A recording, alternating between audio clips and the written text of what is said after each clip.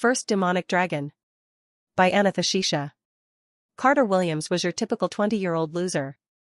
After a fight in the street leaves him unconscious, he wakes up in the body of a young dragon in an entirely new world. Armed with a system to assist him and two beautiful wives to support him, Carter vows never to live his life hiding in the dark again as he seeks the title of Dragon King. Shit, it's always depressing, no matter how much I look at it, breathed Carter with a heavy sigh. Carter Williams was walking home from work on a chilly winter day and eyeing his meager paycheck and calculating expenses for the next month. Well, whatever, I guess. I'll just have to make do like always. He thought before taking out his Bluetooth headphones from his pocket. These were the one nice thing he owned and he'd saved up for months just to buy them. Placing the earbuds in his ear, he continued his walk home while listening to a new album that released this morning. Along the way home, Carter passed by many young couples, and the bitterness he felt in his heart from staring at his sparse paycheck only increased with these constant reminders of his eternal virginity smiling in front of his face. Carter was not particularly attractive. He was a short brown-skinned young man, who was slightly overweight and had a round face riddled with acne. His only redeeming quality were his bright almond-colored eyes that shined like pools of gold under the sun, but even they were hidden behind a thick pair of glasses. Bang! Carter had accidentally bumped into a young couple while he was daydreaming about bed wars and knocked over a girl about his age and causing her to spill the drink she was carrying all over her boyfriend's pristine white Nikes. Shit. I'm so sorry, are you okay? Carter asked with clear panic in his voice. No, I'm not okay, you fat fuck. You knocked me over. The girl screamed at him with clear disgust. I know, I'm sore. POW. Carter didn't get to finish his sentence before he caught a fist to his jaw that sent him flying backwards. The girl's boyfriend had recovered from the initial shock and was seething with rage. He'd just bought these shoes so he could look perfect for this date he'd been planning for forever, and now some fat dork was gonna ruin it? No way in hell was he going to let him off. Piece of shit, how are you gonna compensate for this, huh? The boyfriend took 2 steps to reach Carter in an instant and placed his foot on the chest of the young man who was still struggling to hold on to his consciousness from the surprise haymaker he'd received. By now, a crowd had formed around the 3 individuals, but nobody was coming to Carter's defense.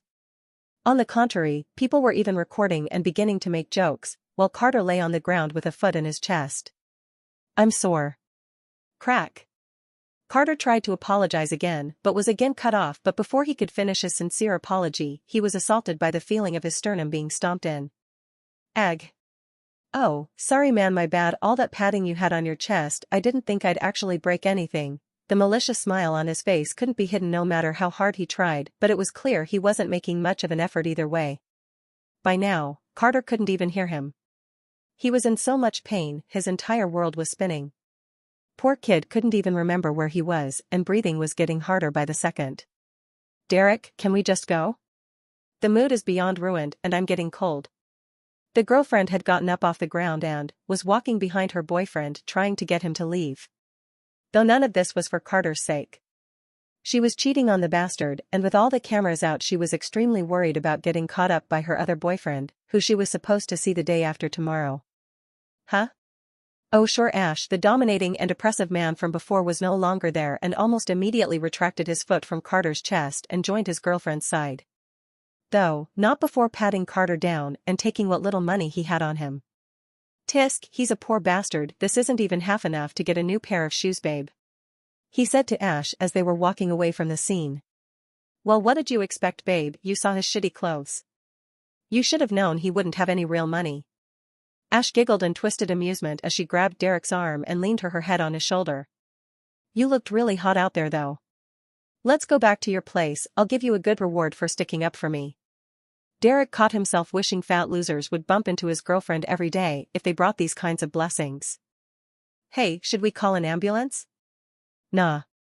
You heard what they said, this guy's poor, he doesn't have any money for medical fees, just leave him, I'm sure he'll be fine. Hey, did anybody get the punch that guy through? Can somebody send it to me? Sure, what's your number? That guy's girlfriend looked like a slut. You want him to hear you say that? Cough. Anyways, do you really have a foot fetish, bro? The crowd surrounding the altercation was beginning to disperse, seeing as there was no more action and nobody was coming to help Carter as he lay on the ground struggling to breathe. This is such bullshit, What the hell did I even do to deserve this? Carter slowly slipped into unconsciousness after cursing his miserable fate with every fiber of his being. When Carter opened his eyes, all that greeted him was the pitch-black nothingness of the void. This is a weird little dream. Carter often had strange dreams that didn't make any sense, so waking up in a pitch-black space wasn't really that strange to him. Carter tried to move his body to look around the void only to realize he was bright green and ethereal like some kind of ghost. While this should have alarmed him greatly, he didn't think he was dead. He could just sense it. That was why he still believed completely this was a dream. He was not uncomfortable in the dark. Hell, he'd had his lights cut off more times than he could count, so naturally he was used to it. Faced with nothing to do but float and poke holes in his body, Carter began to sing. Music-wise, Carter was a bit of an oddball, because he liked everything. From hardcore rappers to heavy metal and even a little K-pop, he had a little of everything on his playlist. I used to rule the world. So to hell with good intentions, so to hell is where I'll go. Staring in the mirror like what happened to me?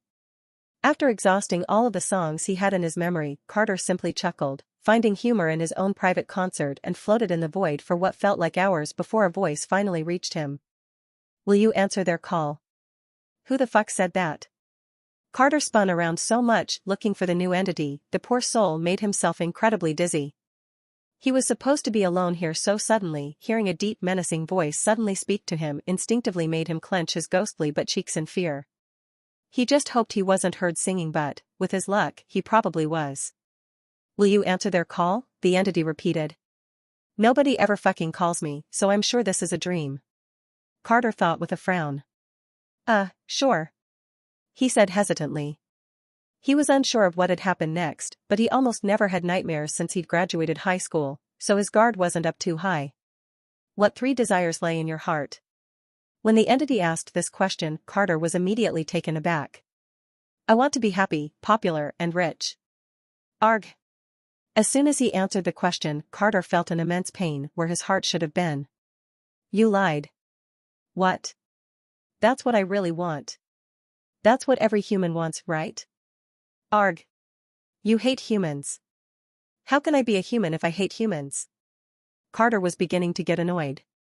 What the hell was this voice even talking about? You appreciate their creations, yet hate their ideals, their behavior, their controversies. That's. He couldn't find a way to refute what the voice was saying. Carter didn't get along well with other people. The things they cared about, he didn't. Though he could find beauty in their creations, he found people to be overwhelmingly flawed and hard to deal with. Though he'd never admit it out loud. Who could blame him? If he wasn't being beaten by his parents, he was bullied by others. Just look at what happened earlier. His whole life had been like that. Not once had he belonged anywhere.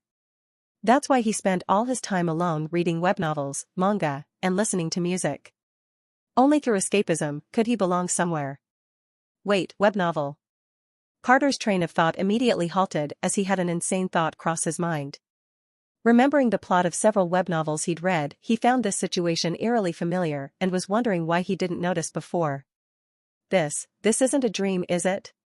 He asked with a voice full of suspicion. No. Holy shit. Carter whispered. It was happening. Finally, after everything he'd been through, his wish was finally granted. He'd get to fulfill his dreams of living in a fantasy world and going on adventures, having cool powers, and being surrounded by women.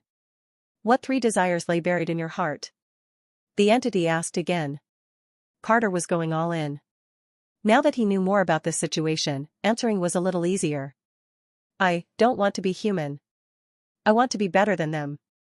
1,000,000 times better. I want to soar to heights they could never even hope to see. Granted. The entity said after a long silence. If Carter could see the entity, he'd see a wide smile plastered across its ancient face. Though why exactly it was smiling, only it knows. I have 2 more, right? Indeed. He quickly dismissed it and continued to contemplate his next wish. I want to master every weapon in existence. Carter had a very good reason for his second wish. His favorite characters were warriors who could be extremely versatile and level mountains with one swing of their sword. What man doesn't want to be a war god? Okay, don't answer that, but Carter damn sure did. Granted. Carter wasn't sure if he'd imagined it, but the entity sounded harder to hear all of a sudden. Final desire? Suddenly Carter felt incredibly shy. His next wish was very chunny of him, but it was absolutely essential if he wanted to dominate others in this new world. Tem. What? System. Carter said shyly. Suddenly Carter felt a sensation as if his mind was being opened and pried through. He instinctively knew the entity was reading his mind to understand. This came as a shock to him. Supreme cosmic entities were supposed to know about systems already. It looked like he was gonna have to have his custom made. He was just glad the entity spared him the embarrassment of having to explain. Though he hoped it hadn't seen the ungodly amount of porn in his memory. It is done. Carter wasn't imaging it, the entity was definitely getting harder to hear. Suddenly Carter's wispy body began to glow with a warm white light. So long Earth. So long human life. So long lonely nights. Carter vanished in a flash of white light, leaving the entity alone chuckling at Carter's show before his departure. Get your outright ovals at no/v/e/lbn.com. You'll return sooner than you realize, if you're lucky that is. POV? Gah. Waking up with a start, I immediately began to try to catch my breath. I dreamt that I was falling endlessly down a deep, dark abyss with no end in sight. Laying back down into my extremely comfortable pillows, I then wait, what the fuck? Looking down at my bed, and my current surroundings, I realized this room was not my own. No way in hell was I sleeping on silk sheets at home. Where the hell am I? Wait, is that me? I couldn't even recognize my own voice. It sounded so smooth and velvety, I was sure even if I wasn't a famous singer in my last life, I would be in this one. Host has awakened. Uploading memory files. You may experience slight discomfort. ARGHHH. After the robotic voice finished speaking, I was assailed with memories that were entirely brand new and yet eerily familiar. The body I was currently that of 17-year-old Exeter Draven. If my life from before was pathetic, this guy's is just downright pitiful. Exeter's mother was apparently a dragon princess. He'd never met his father, and didn't bother to talk about him. Exeter was expected to be highly gifted from the moment he was born due to his extremely unique and powerful mana. Despite all expectations, he'd actually ended up as a cripple when he was only 4 years old.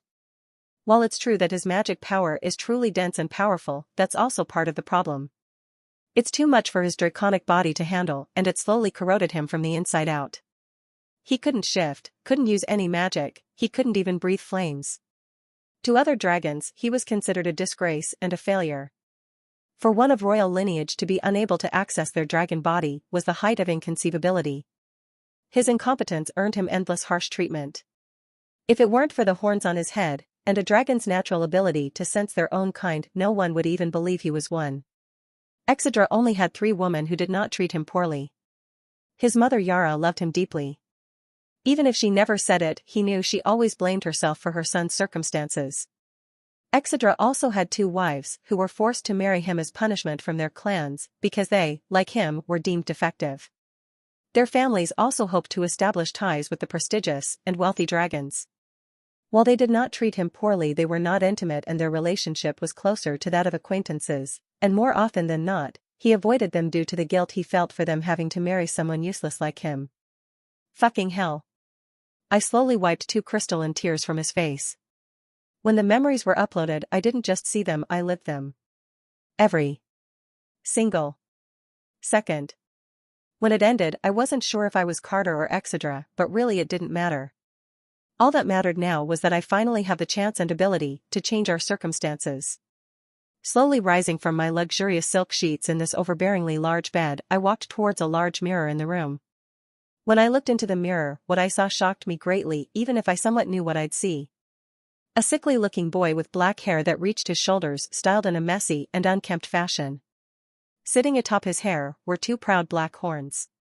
Tan skin the color of the finest bronze, with a few patches of black scales on my shoulders and hands. Peeking from behind the curtains of my black hair were 2 yellow reptilian eyes. Standing at only 5'8", I look more like a member of a forgotten lizard man race than a proud and noble dragon. I'm really all skin and bones now. Despite that, I was over the moon. I was a dragon now. A noble one. Albeit a weak one, but still. When I said I didn't want to be human, I expected him to turn me into a goblin or something. Though when I felt the weakness running rampant in this body, I realized even a newborn goblin could tear me a new asshole if I wasn't careful. I slowly began poking my ribs that were revealed fully on my belly. It seems like I'll forever have body issues in my lives. Either I'll have man boobs or be so skinny you could argue I'd never eaten a full meal in 17 years of life. Urgent reminder, host has not installed Body of Peerless Devastation. Oh, is that one of my wishes? Affirmative. Let's do that now then. Host is advised to bite down on something as there will be extreme discomfort. I practically sprinted to his bed to stuff my mouth with the silk bedsheets. If the system is saying this is gonna hurt, I'm sure as shit gonna believe her. I'd have to get more familiar with all this later, but for now, I should do something about this sickly body. I could literally feel my organs being slowly corroded and it was less than pleasant. Commence body upgrade? MMF. Yes. Beginning installation of Body of Peerless Devastation. Get your Avrite Ovals at no/v/e/lbn.com. As soon as it began, I felt the most terrible, soul-breaking pain I'd ever felt in either of my lives combined. POV, Yara. Still no changes today then? None at all, madam. We are scheduled to check on him again in another hour. I slowly nodded after hearing the words of Duke, the head butler of the castle. Duke was a very old dragon who'd been around since I was a girl and he was almost always at my side. He wore a typical black butler's outfit with a golden handkerchief on his breast pocket. He had a finely trimmed white beard, a stern yet handsome face, and a single horn in his crown of neatly styled white hair. 2 days ago, my baby boy collapsed and his condition took a turn for the worst. The vicious mana inside of him began to eat his body at a more rapid rate. We called every doctor we could and yesterday he finally stabilized, but he had yet to wake up and I was beside myself with worry. My lady, please try to relax. I believe you have an appointment you must get to, correct? Yes. Yes, you're right, Duke, I should get going. As I turned to head toward the garden for tea with my daughters-in-law, I stopped. Please inform me of any changes. Of course, my lady, you will be the first to know.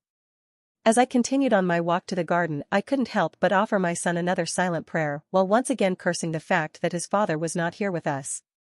Upon entering the garden and being surrounded by the vibrant, luscious greenery, I immediately felt my worries slightly lessen. Seeing the rich colors of the flowers, and smelling mellow scent of my favorite tea brewing, did wonders to calm my constantly running mind. Walking on the pathway to the center of the garden, I soon caught sight of a large handcrafted wooden table with 2 beautiful young ladies sitting down chatting happily. Sorry I'm late, girls. I said with a warm smile on my face. Oh mother, hello. Hello mother. Hearing the calm and mature voice followed by the cheerful endearing one of my daughters-in-law, I couldn't help but smile in my heart. They truly were wonderful women, yet life had been unfair to them as it often is to many of us. Taking my seat across from them, I finally felt a semblance of peace for the first time in 2 days. How are you lovely girls doing? As I poured myself some tea, I stared at the 2 women across from me who, despite being equally gorgeous, were polar opposites. Ah. I'm doing well, mother, I defeated 50 of the guards today. The energetic hellhound Becca was the first to speak as usual. Hellhounds are a race that are a mix of werewolves and demons and are incredibly rare. Even in my very long life, she's only the second one I've seen. Standing at an impressive 6 feet tall, she was actually quite a small one for a hellhound. She had pitch black skin that was littered with extremely well-defined muscles, yet it did nothing to take away from her feminine charm. On the contrary, it might have even added to it. She had an incredibly curvaceous figure, with large F-cup breasts, and an extremely curvy bottom that has a black fluffy tail sticking out above it. She had long black hair that added to her wild charm. Her face was small and cute with a pair of vibrant orange eyes with black sclera that conveyed passion with every word she spoke and a pair of fluffy black ears on top of her head. Becca dear, be sure not to break the guards again, okay? I said with a small chuckle. No worries mother, I've gotten much better at sparring with them. I don't want to see what comes out when they break either. As she covered her cute little mouth with her furry clawed hands, I couldn't help but find her overwhelmingly cute. The reason Becca was exiled from her clan was, despite her love of battle and obvious talent for it, she hated blood, so killing was almost inconceivable for her. The mere sight of blood made her slightly nauseous, and she had a tendency to faint as well when too much was spilled. A weakness that was extremely unwelcome from a daughter of the chief. Chuckling at Becca's adorable nature, I turned my head to face my other daughter who had been observing all of this with a small smile on her face. "And you, Layla? I've been in a bit of a rut lately. I think I've combed through just about every book in the library." "Oh? Why did you not come to me or Duke if you required more books, my dear? You know we'd be happy to help." "Mother, how could I bother you with something so trivial?" As I watched her try to hide the small blush on her face, I found myself wondering how my son was gifted not one great beauty, but two. Sitting opposite me was a mature-looking woman who oozed feminine charm and grace. Layla was the oldest daughter of the Witch Queen, who was disqualified from the throne due to her magical aptitude. In this world, witches were a race that occurred naturally and lived separately from humans. They are distinguishable by their animal-like eyes. Despite no longer being recognized as a member of the royal family, she still maintained her grace and air of nobility. She was only a little bit shorter than Becca, but her frame was much more soft and delicate. Her brown skin was laced with intricately carved runes, resembling birthmarks. Her bright red serpentine eyes painted a beautiful picture of a woman who was sexy, mature, and dangerous.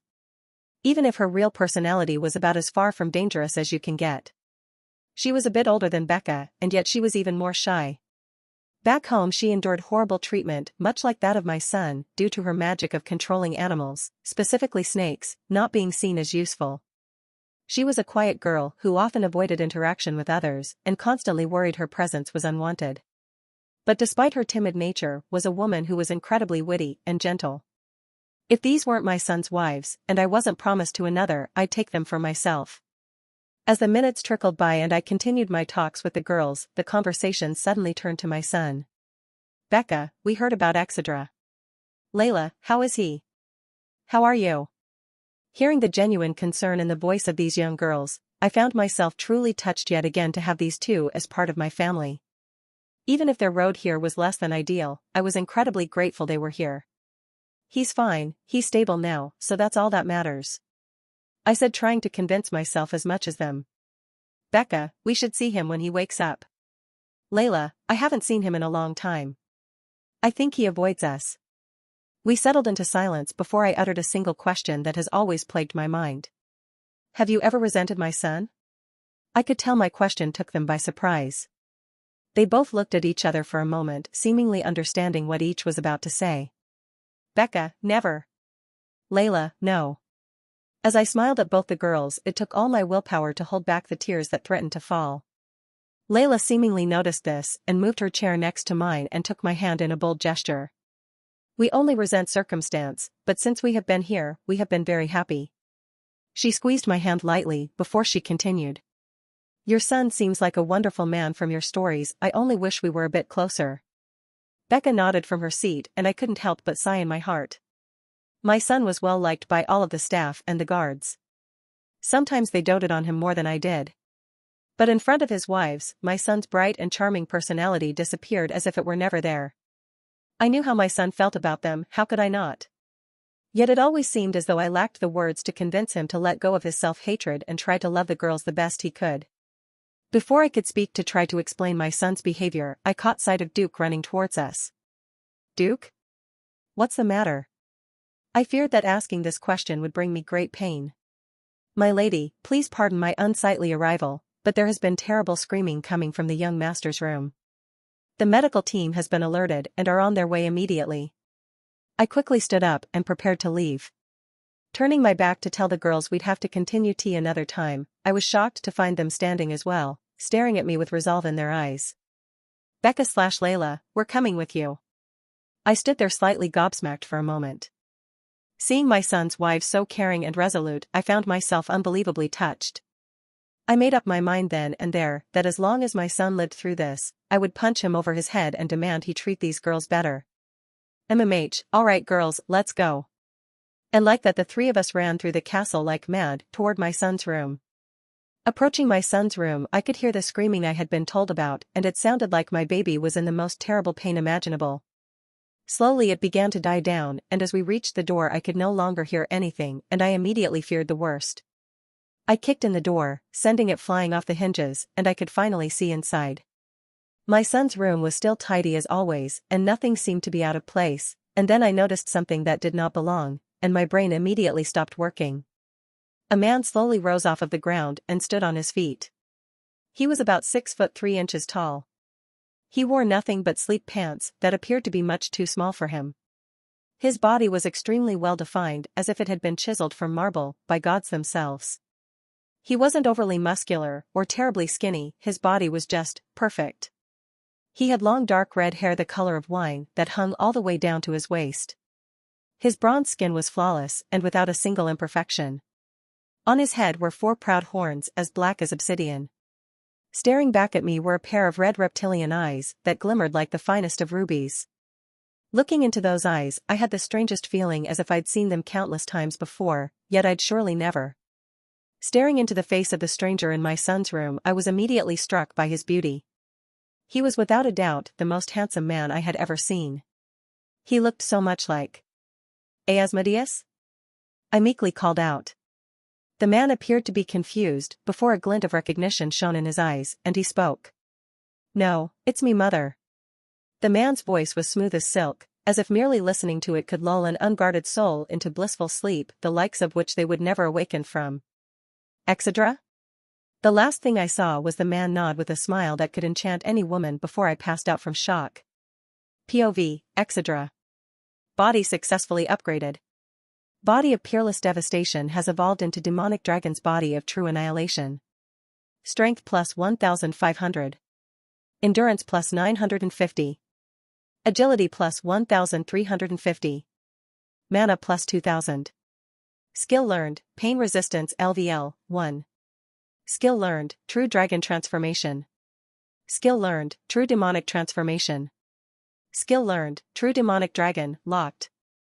Skill learned, Infernal Flames LVL, 1. Skill learned, All Weapon Proficiency LVL, 1. Skill learned, Demonic Dragon's Pressure. As the notifications rang in my mind, I did my best to listen to them, but I was still recovering from the terrible pain I'd just felt when my body was upgraded. Suddenly, my door was kicked in and I could sense 3 people had come to my room and even more coming down the hall. I got up slowly, and I could immediately feel all the changes in my body. The weakness that plagued me before vanished like a mirage, and I can feel my mana circulating properly throughout my body now. This new sensation of having mana should feel foreign to me, but it feels so natural. Holy hell, am I taller? I thought, noticing the clear difference in my surroundings. Asmodeus? Suddenly I heard a beautiful sing-song voice, and when I looked at the woman who'd spoken, I felt a range of complicated emotions. My mother on earth was a horrible bitch who never showed me love from the moment I was born. But this woman in front of me, she was the kind of mother anyone would be overjoyed to have. She had long flowing silver hair, with 2 black horns sitting proudly atop her head. She wore elaborate white and blue robes, befitting of her status as the most favored princess of a powerful empire. Her bright purple eyes looked at me with a great deal of confusion and hope. Living Exedra's memories, it was naturally impossible for me not to have an attachment to this woman in front of me. Before I knew it, I was responding back to her like I'd done it 1,000 times before. "No, it's me, mother." "Exedra?" I nodded slightly, with a small smile on my face. Seeing my mother so surprised, I must have changed a lot more than just my height. Thud. Under my horrified gaze, I watched as my mother's eyes rolled back into her head and she fell face first onto the ground. "Mom. Mother. Oh gods, somebody help." Almost as if on cue, the medical team that consisted of a small squad of healing mages arrived on the scene, led by the head butler Duke. Duke looked back and forth between me and my face-down mother for what felt like forever before he hesitantly asked, "Young master, is that you?" "It's me, old man. Now can you please help my mother? I think she's just fainted from shock." "Completely understandable," Duke muttered. Duke must have been shocked. The veins in his head didn't bulge when I called him old this time. "All right, everyone. Help her get to her room." The white-haired old dragon began to organize the healing mages he'd brought in, who were also staring at me funny. Did I get uglier or something? As the healers got to work helping my mother, I turned my gaze to the 2 ladies who entered with her, and my heart immediately began to speed up. They looked just as beautiful as I remembered, and my mind immediately froze, and I could think of nothing to say to them. Noticing I'd probably been staring too long, I was the first to speak. "Ah. Hello girls. You both look as lovely as ever. Layla, thank you, and I must say you look. Becca, brand fucking new. At her words I noticed everyone in the room nod their head furiously in agreement, prompting me to scratch my cheek in slight embarrassment. I hadn't noticed it before, but both of my wives were giving me strange looks and I had absolutely no idea what they meant. Hey system, do you know why they are looking at me like that? Answer, the individual known as Layla is gazing at the host with lust. Hearing that, I almost fell over from shock. Lust? Me? Correct, after analysis of the individual's facial muscles and eye patterns, the system has found this answer to be the most likely. And Becca? The individual known as Becca is looking at the host as a combatant. Sizing you up, if you will. Hearing that answer, I simply grew even more confused. Bringing my clawed hand to rub my temples, I began to walk towards the full-sized mirror in my room. Becca and Layla seemingly understood what I was about to do and came and stood on either side of me as I looked in the mirror. Staring back at me was a tall bronze-skinned man with glowing red eyes, 4 black horns, and long dark red hair. My scales, which were always dark now, seemed to be comparable to the night itself. The scrawny boy I saw before was no more, and in front of me stood a man whose body was so well-defined and perfect it could make the most beautiful male models on Earth develop body image issues. Looking at this complete and utter stranger before me, all I could think was, who the fuck is this? It's been a few hours since the chaos that unfolded earlier, and now Becca, Layla, and I are all sitting in my mother's room waiting for her to wake up. As we sit there in utter silence, I do my best to try to understand the system and all of its functions. Alright system, show me everything you can do. Shop. Status. Missions. Skills. Evolution. These are all of the default functions, host. Oh yeah, I got a shitload of skills earlier, I should check those. Skill, Pain Resistance LVL, 1. Description, nullifies pain from all physical or magical attacks, by 20%.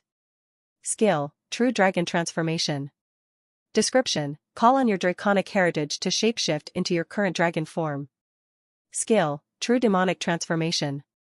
Description, call on your demonic heritage to shapeshift into a powerful demonic state.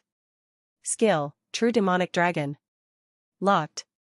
Description, combine your primordial demon bloodline with your royal dragon bloodline to enhance your transformation into a creature never before seen in this world. Skill, Infernal Flames LVL, 1. Description, your dense and chaotic mana is infused into your natural flames, creating a powerful spell capable of turning anything without sufficient mana defense to ash. Skill, All Weapon Mastery LVL, 1. Description, your one-of-a-kind body provides an innate basic understanding of all weapons in existence. Demonic Dragon's Pressure, release your natural aura, causing beings weaker than you to feel an insurmountable pressure. As I looked over my skills, I couldn't help a bitter smile from breaking out on my face. Demonic Dragon, huh? I immediately frowned when I read this, as I don't think I'd ever heard of a demonic dragon in original Exidra's memories, so I was certain my mother wasn't one. Realizing I'd accidentally solved the mystery of my heritage, I felt a mix of complicated emotions. I decided I'd ask my mother when she awoke and focused on my other gains for right now. As I read everything a second time, I couldn't help but be excited. Finally! It was only a first step, but it felt like an enormous leap from where I used to be, and indeed it was. Hey system, why is one of my skills locked? Answer, your unique state as a demonic dragon is a highly volatile transformation. It combines and amplifies the special strengths of your first 2 transformations as well as alters your personality. In this state, your demonic appetite for destruction and your draconic need for dominance would feed off each other, prompting the host to enter into a berserk state without sufficient control. Alright. I guess that one makes sense. Despite my recent power-up, I've tried to take great care not to grow too arrogant. While I may have an advantage over lesser beings, I'm well aware that true monsters like my uncles and grandfather could kill me with a sneeze. So I'd rather not have them put me down like a rabid dog if I can avoid it. Pokey. I was jolted from my thoughts by a long finger being poked into my stomach. I looked to my right, and seated next to me was my very adorable wife Becca, poking my stomach and eyeing me with a curious gaze. What are you doing? How did you do it? Your muscles are so defined, it's like you've been working on them all your life. I still didn't have proper clothes, as nothing in my closet fit me anymore, so I was walking around draped in a blanket with a pair of black pants. Layla said nothing, but I could feel her curious gaze burning into the back of my head, indicating she wanted to know as well. This was a question I had been anticipating, and I had come to one foolproof answer. Would you believe me if I told you I was granted 3 magical wishes? I said with a cheeky smile. I heard a cute chuckle from Layla, and as far as Becca. Fine, don't tell me then. She puffed her cheeks out and folded her arms to show she was unhappy with my honest answer. I told myself I was going to foster better relationships with my wives, so naturally, I couldn't let her pout. Racking my brain to try to think of something to lift the mood of my cute but wild wife, I came to only one real plan of attack. Hey Becca. Would you mind sparring with me after this? Layla, huh? Yara, what the fuck? Becca, really? Becca had gotten so close to me, I hadn't even registered the fact that my mother was awake and obviously listening to this conversation. She was so close even without my enhanced senses, I could smell her natural pheromones and the inviting scent of cinnamon that lingered off her body. Yes, really. I slowly tried to inch away from her, as dragons and demons have an extremely high libido, only falling behind goblins and orcs. So naturally, faced with my wife who was close enough to kiss me, I was 5 seconds away from pitching a tent fit for a week-long camping trip. Slowly Becca stood up from her seat and stood motionless before. Let's go. Before I could even respond to her monstrously energetic outburst, she bolted and was at the door before any words left my mouth. I'm gonna go spar with 30 of the guards to warm up. See you later, don't take too long. With that, she closed the door and I could hear the pitter-patter of her feet running down the hallway. When I could no longer hear the sound of Becca's clawed feet frantically scraping the marble floors, I turned my gaze to my mother who had been looking at me like she'd seen a ghost since she woke up. Layla, would you mind giving me and my mother a moment alone? Oh? Sure, Dash. No. My daughter stays. The firmness within my mother's voice let me know negotiating was a pipe dream, so I slowly nodded my head. I really don't mind, Dash. Layla tried to protest, but it was my turn to cut her off. No. Mom's right, you should stay. You are family after all, and I should start treating you like it. She blushed furiously, which was really quite cute. Shaking my head to focus, I asked my mother the question that had been burning in me since I solved the mystery of my birth. My father was a demon? Immediately, I felt the tension in the room increased tenfold. My mother wore a complicated expression on her face, as if she was unsure as to how much she should tell me. After a full minute, she calmly said yes. She didn't ask me how I knew, which surprised me greatly, but I could see she was much too blindsided by the question to even begin to wonder. Seeing as how this was difficult for her, I got up from my seat and climbed into her bed and sat beside her like I did when I was a little boy. Gently, I took her hand and looked her in the eyes before smiling softly. Tell me about him. My mother also seemed to relax, and she wore the same small smile on her face before she began to tell the story of how she fell in love with a demon lord. This world is known as Dola. There are 8 continents, each divided up among the leading 8 races. Dragons, demons, vampires, elves, dwarves, phoenixes, witches, and most surprisingly, humans. In this world, beings can undergo a mystical process called evolution upon fulfilling a secret set of conditions set from birth. Essentially, you had to live in blind faith that you were filling out the conditions necessary for your evolution, and you would never learn them until you had finally completed them and the voice of the world spoke to you. The voice of the world was an entity dubbed Ashira, and there was almost no information about her. Upon completing one evolution, you would immediately have a new set of evolution conditions carved into your soul. To say evolving is a difficult task is a gross understatement. The highest number of recorded evolutions for a single individual is only 6, which is an incredible feat in itself. All of the leaders of each race have evolved 6 times each and have been dubbed demigods by the people and by Ashira herself. My grandfather is the current Dragon King and has been reigning for over 900 years. To the masses, he is simply known as Helios, the Calamity, and is the dragon demigod of endless war. My mother was the youngest of 3 siblings, and the only princess of the Dragon Empire, Antares. Needless to say, my grandfather doted on her endlessly, and her siblings noticed this and began to bully her relentlessly. Despite being over 200 years old, she had only ever evolved once and was considered the laughingstock of all her siblings, who were already on their 2nd or 3rd evolution. 30 years ago, my mother had enough. She had a terrible fight with my grandfather and blamed his constant coddling for her never being able to evolve again. That night, she left a letter on her dresser to her father apologizing for the harsh words that were said before she fled from the castle under the light of a full moon. Convinced her conditions had something to do with combat, my mother flew all the way to the border between the demon continent and human continent where she began looking for opponents to sharpen her blade against. Unlike most other races who remained fairly inactive, demons and humans engaged in near-constant war and battlefields were as common as leaves on the ground. It was on one of these battlefields where she found my father. Apparently, my mother watched the demons win a rather lopsided victory against the humans. It was there that she saw him. Skin as dark as the void, long silver hair that came all the way to his knees, and bright red eyes the same color as my own. She said one of the first things she noticed about him was his extremely handsome appearance and utter lack of damage done to his clothing, despite fighting on the front lines. Mother thought she'd found a good place to hide, but against my father it was as if she was out in the open. He appeared before her and assumed she was a demi-human slave that had been captured by the humans, and my mother, who was unable to tell anyone she was actually a princess, went along with the lie. Struck by my mother's beauty, the two quickly became friends, and my mother slowly forgot what her goal even was in the first place. A year after they met, they officially entered into a courtship. Mother said it would have taken longer had she not been the one to confess first. Apparently, the old man was rather dense.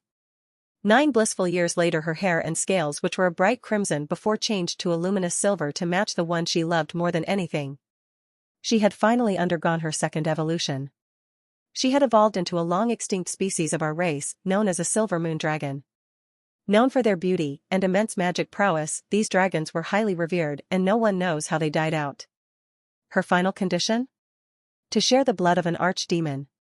Apparently, they were overjoyed when I had been conceived, and my mother finally decided to tell the secret of her background and the circumstances behind the day they met. She expected him to be upset or feel betrayed, but much to her surprise, he already knew. Her father had been scouring the entire world for her ever since she disappeared, and every continent had heard of the missing dragon princess. Normally, that wouldn't have been enough to suspect her, but my father noticed my mother was too well refined to have been a slave after the many times they had eaten together. With that final burden lifted from her mind, my mother and father were prepared to return home to declare their marriage and deliver some much-needed apologies. However, that night as they prepared to leave, they were attacked. There was no army, no sneak attack, no grand entrance. 4 humans in bone-white armor showed up at the front door and immediately began to massacre all of the demons under my father's command. Every one of them was stage 5 and massacred the defending demons left and right. My father begged my mother to flee as she was already carrying me, but she was adamantly refusing. My father was a powerful stage 5 demon lord as well, but my mother knew numbers could overwhelm. Faced with my mother's stubborn nature, my father conjured a portal 2,000 miles away from their current location and pushed her through it. The last words she'd heard were, "I love you, and I will find you both." Mother attempted to return to the castle to look for my father, but all she found were the bodies of the demons who'd been cut down in the initial attack, and the castle where they lived reduced to rubble. Eventually, my mother returned to Antares, with me in her arms. My grandfather, whilst initially overjoyed, could not help but notice that even though his little girl had evolved again, the spark in her eyes appeared to have long vanished. Since her return, my mother has never spoken to anyone about my father and has regarded humans with extreme prejudice. While most dragons see humans as nothing more than flies and would ignore their existence, my mother would slaughter every one she saw. Well, that should bother me. It doesn't. I'm not that fond of them either, so I see nothing wrong. POV, Exedra. As I walked along the grand halls of the castle to the training grounds, my mind was deep in thought over the story I'd just been told. The original Exedra had always assumed his father was some horrible bastard because his mother refused to even mention his name. Only now am I realizing she never really stopped grieving. Deciding not to think about it anymore, I inspected the new clothes Duke had prepared for me last minute and once again grimaced. A tight long-sleeved black shirt and black pants. While I don't mind black, and actually prefer it, I have a sneaking suspicion he prepared these specific clothes for me because he was sure Becca would knock me into the dirt. Arf. Medic. Monster. Huh. 34 guards and not a scratch on her. I win. Pay me, bitch. God damn it. Noticing I'd reached my destination based off the groans of pain, I quickly shook myself out of my thoughts and looked up to find Becca surrounded by the bodies of semi-conscious Dragonute guards. Despite the dragon in their name, these knights were closer to lizard men, their only distinguishing characteristics being their large wings on their backs and ability to breathe fire. Even if they were incomparable to true dragons, they were still nothing to scoff at, and seeing my wife surrounded by their exhausted, battered bodies showing no sign of exhaustion other than a light sheen of sweat, I began to have second thoughts about this sparring session. No, this is a perfect chance to bond with Becca and get some training that I'm severely lacking in. I decided to check my current stats since I hadn't checked them the whole time I'd been in this world. Exeter Draven. Race, Demonic Dragon, Hybrid. Status, Nervous. Level, 1. Age, 17. Times Evolved, 0. Health, 15,000. Strength, 1, 750. Endurance, 1,800. Agility, 1,800. Mana, 2,050. EXP 0/100. Seeing my stats that had received a huge boost since this morning, I felt myself swell with confidence. That's right, that weak and helpless Exedra from before is long gone. I have to be confident. After giving myself a small pep talk, I asked the system to check Becca's stats. Becca Osa Draven. Status, Excited. Race, Hellhound, Werewolf variant. Age, 19. Times Evolved, 0. Health, 15,000. Strength, 1,650. Endurance, 1,700. Agility, 1,500. Mana, 1,900. Okay, this seems doable. While she has me completely beat in experience, my higher stats should help close the gap. I should be nervous since this is my first fight in this body, but I'm starting to feel strangely excited. I am completely in tune with my body, I can feel all of my current limits and abilities. I can feel the mana in my body flowing smoothly, calming my nerves even more and giving me even more confidence. Hey! Exedra, you ready to spar? Becca said with a wide grin. She'd finally noticed me and practically leaped over the guards to stand directly in front of me with her tail wagging and her ears twitching. Yeah, definitely. I smiled. General POV. Hey, is that really young Master Exedra? That's what Lady Becca said. I'd heard he changed this morning, but this is too drastic, don't you think? Are they really going to spar? He's gonna get his brand new body broken already. Exedra naturally wasn't aware he was being talked about, as nothing could shake his focus from the wall decorated with various weapons in front of him. While he was focused on choosing a weapon, Becca was helping the guards she'd beaten up to their feet to join the rest who were spectating and gambling. Slowly, the training grounds began to fill up and look like a small arena. One of the guards had gone and informed other guards inside, who informed maids, cooks, and even the gardeners. Everyone wanted to see if their frail young master was really going to spar with the castle's furry little battle maniac. Is that really him? Am I gay? Holy shit. He's so handsome now. Almost 75% of all personnel inside the castle had moved to the training grounds to watch their former weak and sickly young master compete against his powerhouse of a wife. Amongst all of the staff, 3 individuals did not belong. Yara was accompanied by the head butler Duke and her other daughter-in-law, Layla. As Exeter finally moved after minutes of internal debate, the entire training ground, which was abuzz before, suddenly turned dead silent. What weapon would the young master choose? His body was too weak for any sort of training before, so the only weapon he'd ever held were the knives at the dining table. Under the stupefied gaze of all present, Exeter touched 4 different weapons and sent them into his storage ring before he picked up a large great sword that was as tall and as wide as he was. Once again shocking all the participants, he began swinging the great sword around leisurely like it was made of feathers. He had trouble walking up a flight of stairs a week ago. Turning back to face his wife, he was slightly surprised to see she'd been watching him the entire time, yet she didn't even rush him to choose a weapon. You ready? Becca asked as she picked up a giant bronze warhammer and slung it over her shoulder. Like Exedra, she could use multiple weapons including her claws and fangs, but she preferred blunt weapons as they left less chance of bloodshed. Hold on. Exeter jammed his great sword in the ground and began to tie his hair up in a ponytail, unintentionally letting every woman in the audience get a good view of his perfect face. Several maids made vows to wear their best makeup and perfume when cleaning his room from now on. Asmodeus, he really looks so much like you.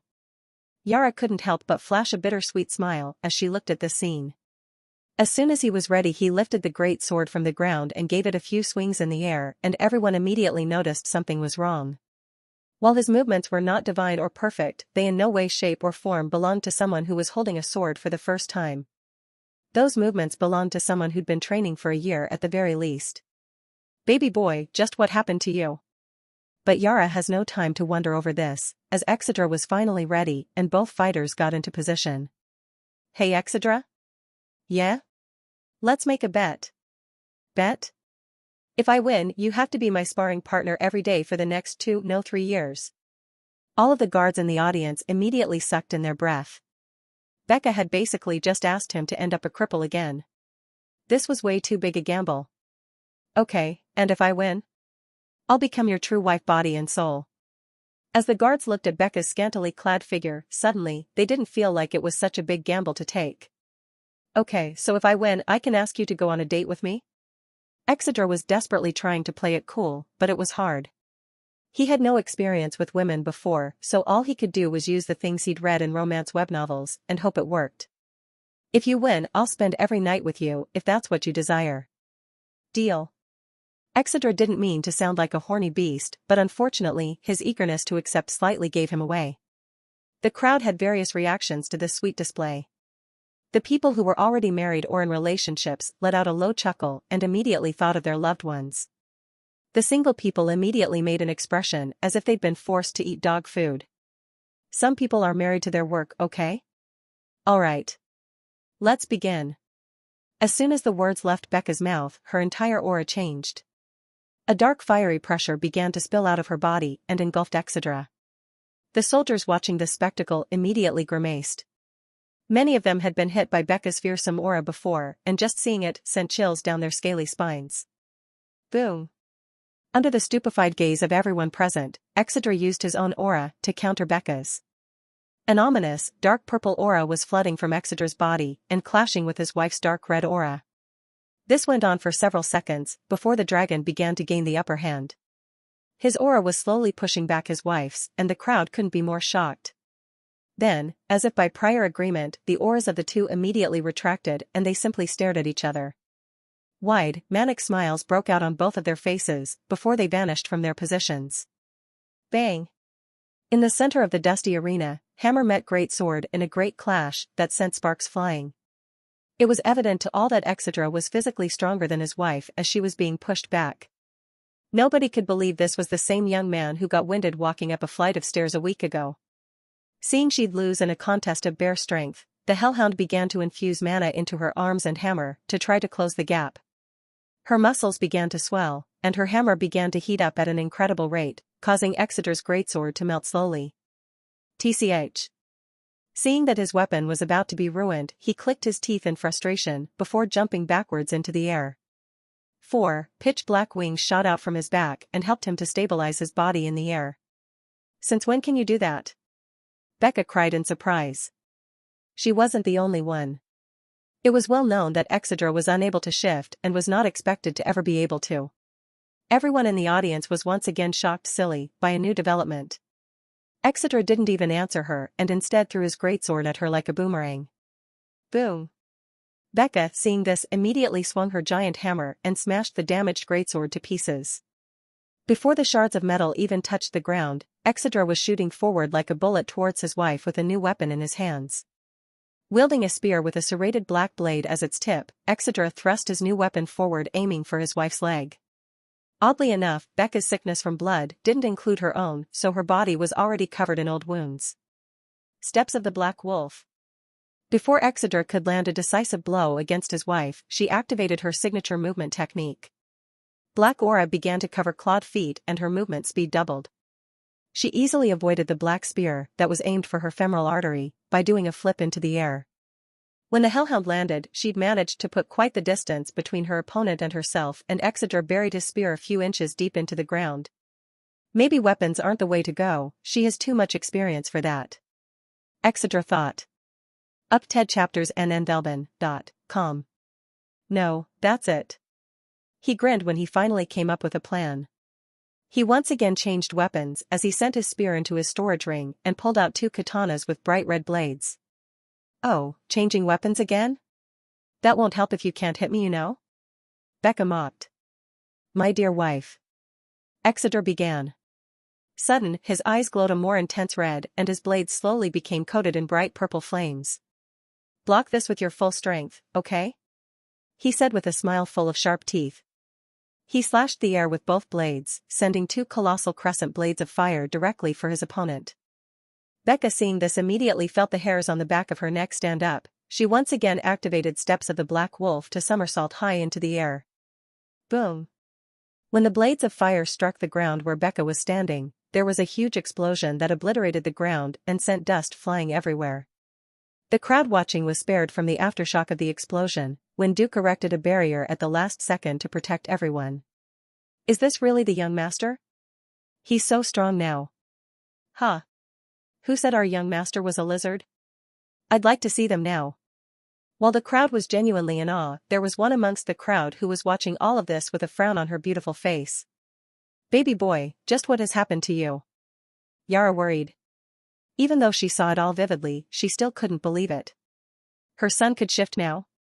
Use his flames? Multiple different weapons? Just what the hell happened? Duke and Layla, who were beside her, wore similar expressions. This was his first ever fight and he was doing splendidly, and against a seasoned warrior at that. Such a thing was simply unthinkable. While Becca was still high in the air, Exeter opened his mouth wide and released a jet of purple and black flames aimed directly at her. Understanding that she had to block this with her full strength or risk serious bodily harm, Becca swung her hammer in a downwards arc, while she coated her entire body in mana. Oraya! Boom! After an ear-splitting explosion, the arena was dead silent. No one moved, and no one could see the outcome of the collision as there was a thick cloud of smoke in the air. Suddenly, the Hellhound woman fell from the sky, eyes closed and body covered in sweat. Her hammer was completely destroyed and there were pieces of it raining down onto the battlefield. Exeter, knowing he'd won, rushed to catch his wife, who was falling from the sky. Gotcha! He said as he gingerly caught the unconscious woman in his arms. Holding her in a princess carry, he could see her injuries weren't anything severe, but defending against his infernal flames had used up every drop of mana in her body. If she had used even a little bit less, she would have been covered in second-degree burns. He breathed a sigh of relief when she saw she was basically just napping after an intense workout. Hey! Can I get a medi dash? Before Exeter could finish his request for a medic from the crowd, his head was grabbed by the young woman in his arms and her lips were on his. Etc., and most of the spectators were incredibly shocked to see that not only did the young woman recover quickly, she even kissed her opponent. Yara, Layla, and Duke seemed to be the only ones not surprised by this development, and even somewhat expecting it. Werewolves are a very simple race, they decide their roles with their mates through contest of battle. Once defeated, the victor would become the dominant one in the relationship and the loser would submit themselves completely, be they man or woman. Due to the special circumstances behind Becca's marriage to Exeter, she believed she'd never get to fulfill her customs, but today she got her deeply buried wish. She'd lost, but contrary to feeling disappointed, she was ecstatic. She finally had a true husband, and to show how excited she was, she kissed her husband passionately in front of everyone, as if to proclaim that she was truly his. Awwoo! That was awesome. They're adorable. Fuck, I want a girlfriend. He actually won. The young master actually won. The loud cheers of the crowd snapped Exeter out of the small mental shock the surprise attack had put him in. If she'd used that attack during the battle, he'd have been finished. When they separated, Exeter was the first to speak.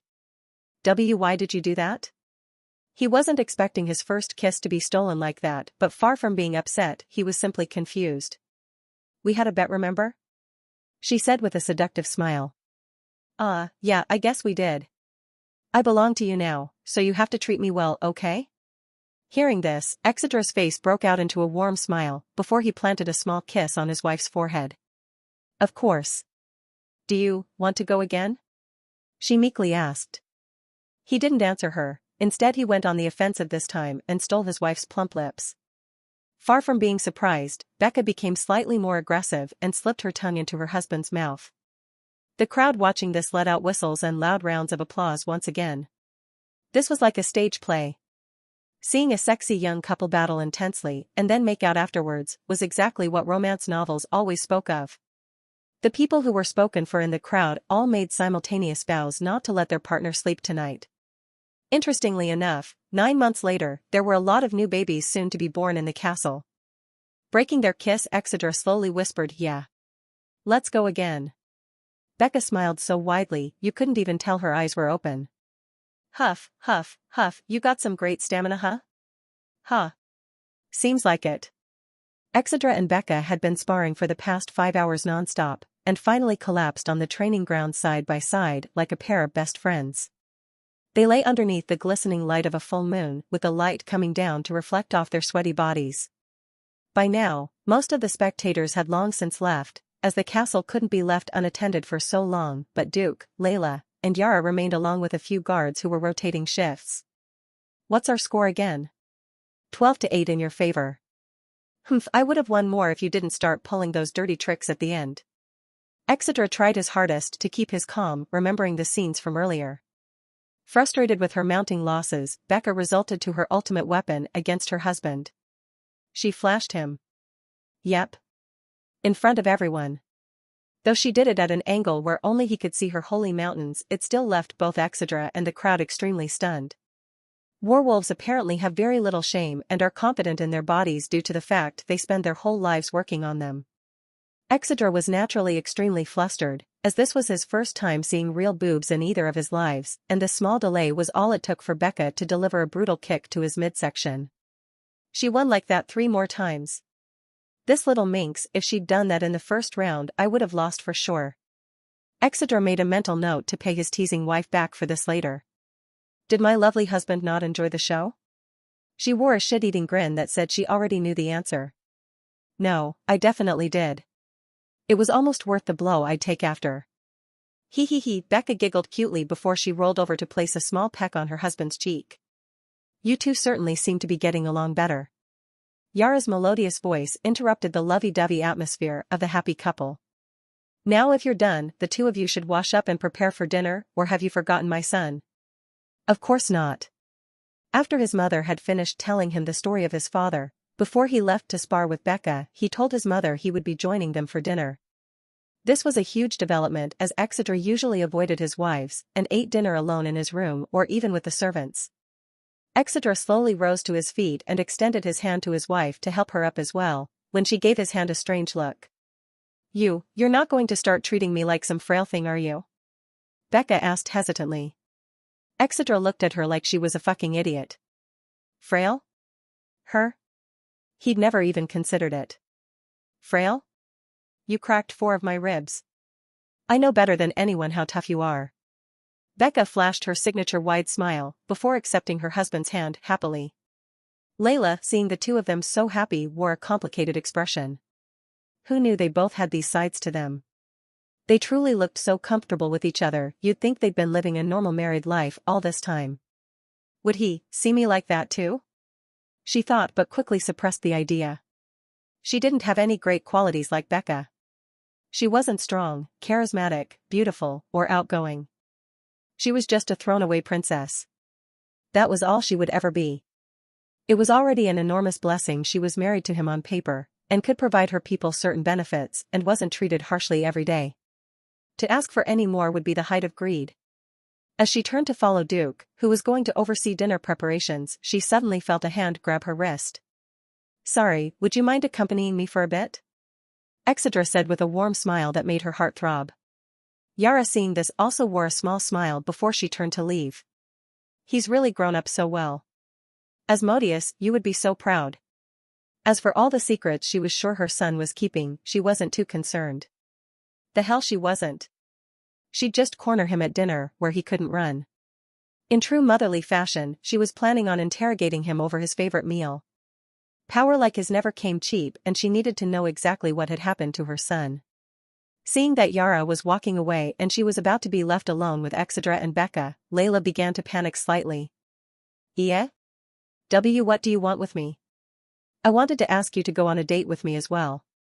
Hearing the reason for Exedra's sudden pursuit of her, Layla's brain immediately stopped working. Seeing that his sudden declaration had short-circuited his lovely wife's brain, he gently took her hand and then Becca's before he began to explain. I'm well aware that neither of you wanted to marry me. You were thrown away, and cast out by your own people in exchange for resources for your clans. Hearing his words, Becca lowered her head and Layla opened her mouth to protest, but Exeter wasn't done. Though our meeting was less than ideal, you girls never treated me harshly, nor did you scheme against me. And I believe that is part of the reason I'd avoided you two for so long. I didn't know how to respond properly to people who didn't outright detest me. And I was ashamed that two wonderful women were shackled to someone as useless as I was. Before either of the women could offer the young dragon words of protest, they were startled to see a small smile on his handsome face. But today I decided. I will be the kind of man the two of you can depend on. And I will make sure the two of you are never unhappy again.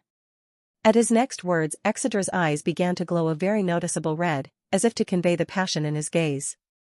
For my wives who were treated unfairly by the world for so long, your enemies shall be my enemies. And all that you desire shall be brought to your feet. The women hearing this had very different reactions. Layla wore a small blush as tears began to well in her eyes. Was someone truly saying these words to her? She feared this was a dream she'd soon wake up from. Becca on the other hand. Fuck, that was hot. I want him now. Wait, he said all of my desires, right? Shyly she asked, So if I asked you to spar with me every day, you wouldn't get annoyed, right? Of course not. I'll be your sparring partner whenever you like. Exedra was absolutely baffled, seeing the timid way his wife was behaving. You weren't shy about flashing me in front of a large crowd, but something like this concerned you? Yay. Thank you, husband. Becca dove into Exeter's arms and delivered him a big peck on the lips. Hearing the word husband come from Becca's lips, Exeter felt his member twitch in excitement. There was something about the way she said it that made him want to fuck her relentlessly. Before he gave in to his instincts and dove on top of his wife in the middle of the dusty training ground, Exeter turned around and began to head towards the bath. I am gonna go get ready for dinner, I'll meet you girls there. SCU. Bye, husband. Exeter gave a small chuckle and waved without looking back. Far above, floating in the clouds, a man could be seen watching everything with a neutral gaze. The man had been there from the beginning and had not moved from his spot for 5 hours. After another minute as he watched the three leave the training grounds, only then did he show a small smile. The pace at which he and his wife improved, such a scary duo. It was worth noting that Exedra and Becca's first spar was incomparable to their last. With such a good sparring partner, their natural talent shone brightly and their growth exploded rapidly. It's about time, isn't it? I'm certainly excited. The man's eyes glowed an intense gold before he was enveloped in a column of fire and disappeared. POV, Layla. As I walked towards the women's bathroom with Becca, neither of us had uttered a single word since we left the training grounds. I could tell we were both still processing Exeter's words. We were so deep into our thoughts, we'd almost bumped into several walls to get to our destination. When we reached the bath, Becca and I got undressed before we entered the water together. As I gazed at her well-defined muscles and large breasts, she was the first to break the silence. You know, I've never been looked at like that. He looked at us like we were treasures. He's so weird. I gave a small chuckle before responding, yes he is. We sat in silence once more, letting the steam and the hot water envelop our bodies. I'm scared.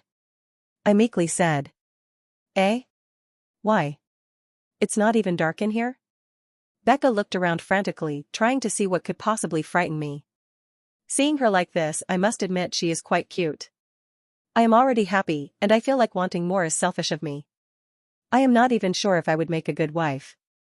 I felt 2 small tears drop down my face and fall into the water, yet I was powerless to stop them. I suddenly felt 2 arms around me and looked up to see the she-wolf hugging me with a gentle look on her face.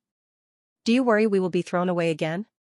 Her tone was so calm and motherly, if I wasn't looking at her, I wouldn't think it was truly her speaking. Slowly I nodded as the tears began to fall once more. Slowly my friend wiped my tears with her clawed fingers, before she softly said, our husband is not that kind of man. But how can you know? I did not want to be so pessimistic, but a lifetime of abuse left me unable to believe I could be wanted by anyone. Even if I was, who was to say it would last forever? To know a love as passionate as his, and then have it taken away. I believe it would be best to have not known it at all. Follow EU Stories at n/v/e/lb/in.com. Becca was silent for a while, and when she finally spoke, I expected to hear some comforting words to ease my troubled mind. Because I just know? I feel it in my bones, she said proudly. I simply stared at her gobsmacked. She seemingly noticed my blank look before she chuckled and said, "Come here and let me wash your hair."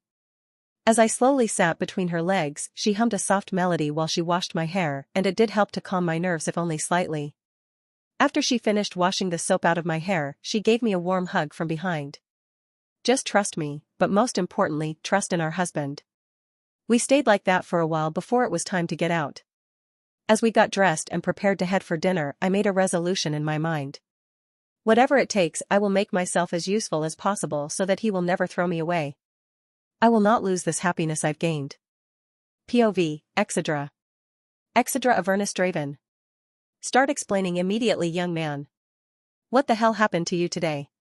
Sigh, somehow I should have known this would happen. As soon as I sat down to dive into a delicious-looking meal with my wonderful little family, my mother immediately began to interrogate me over my feats earlier in the day.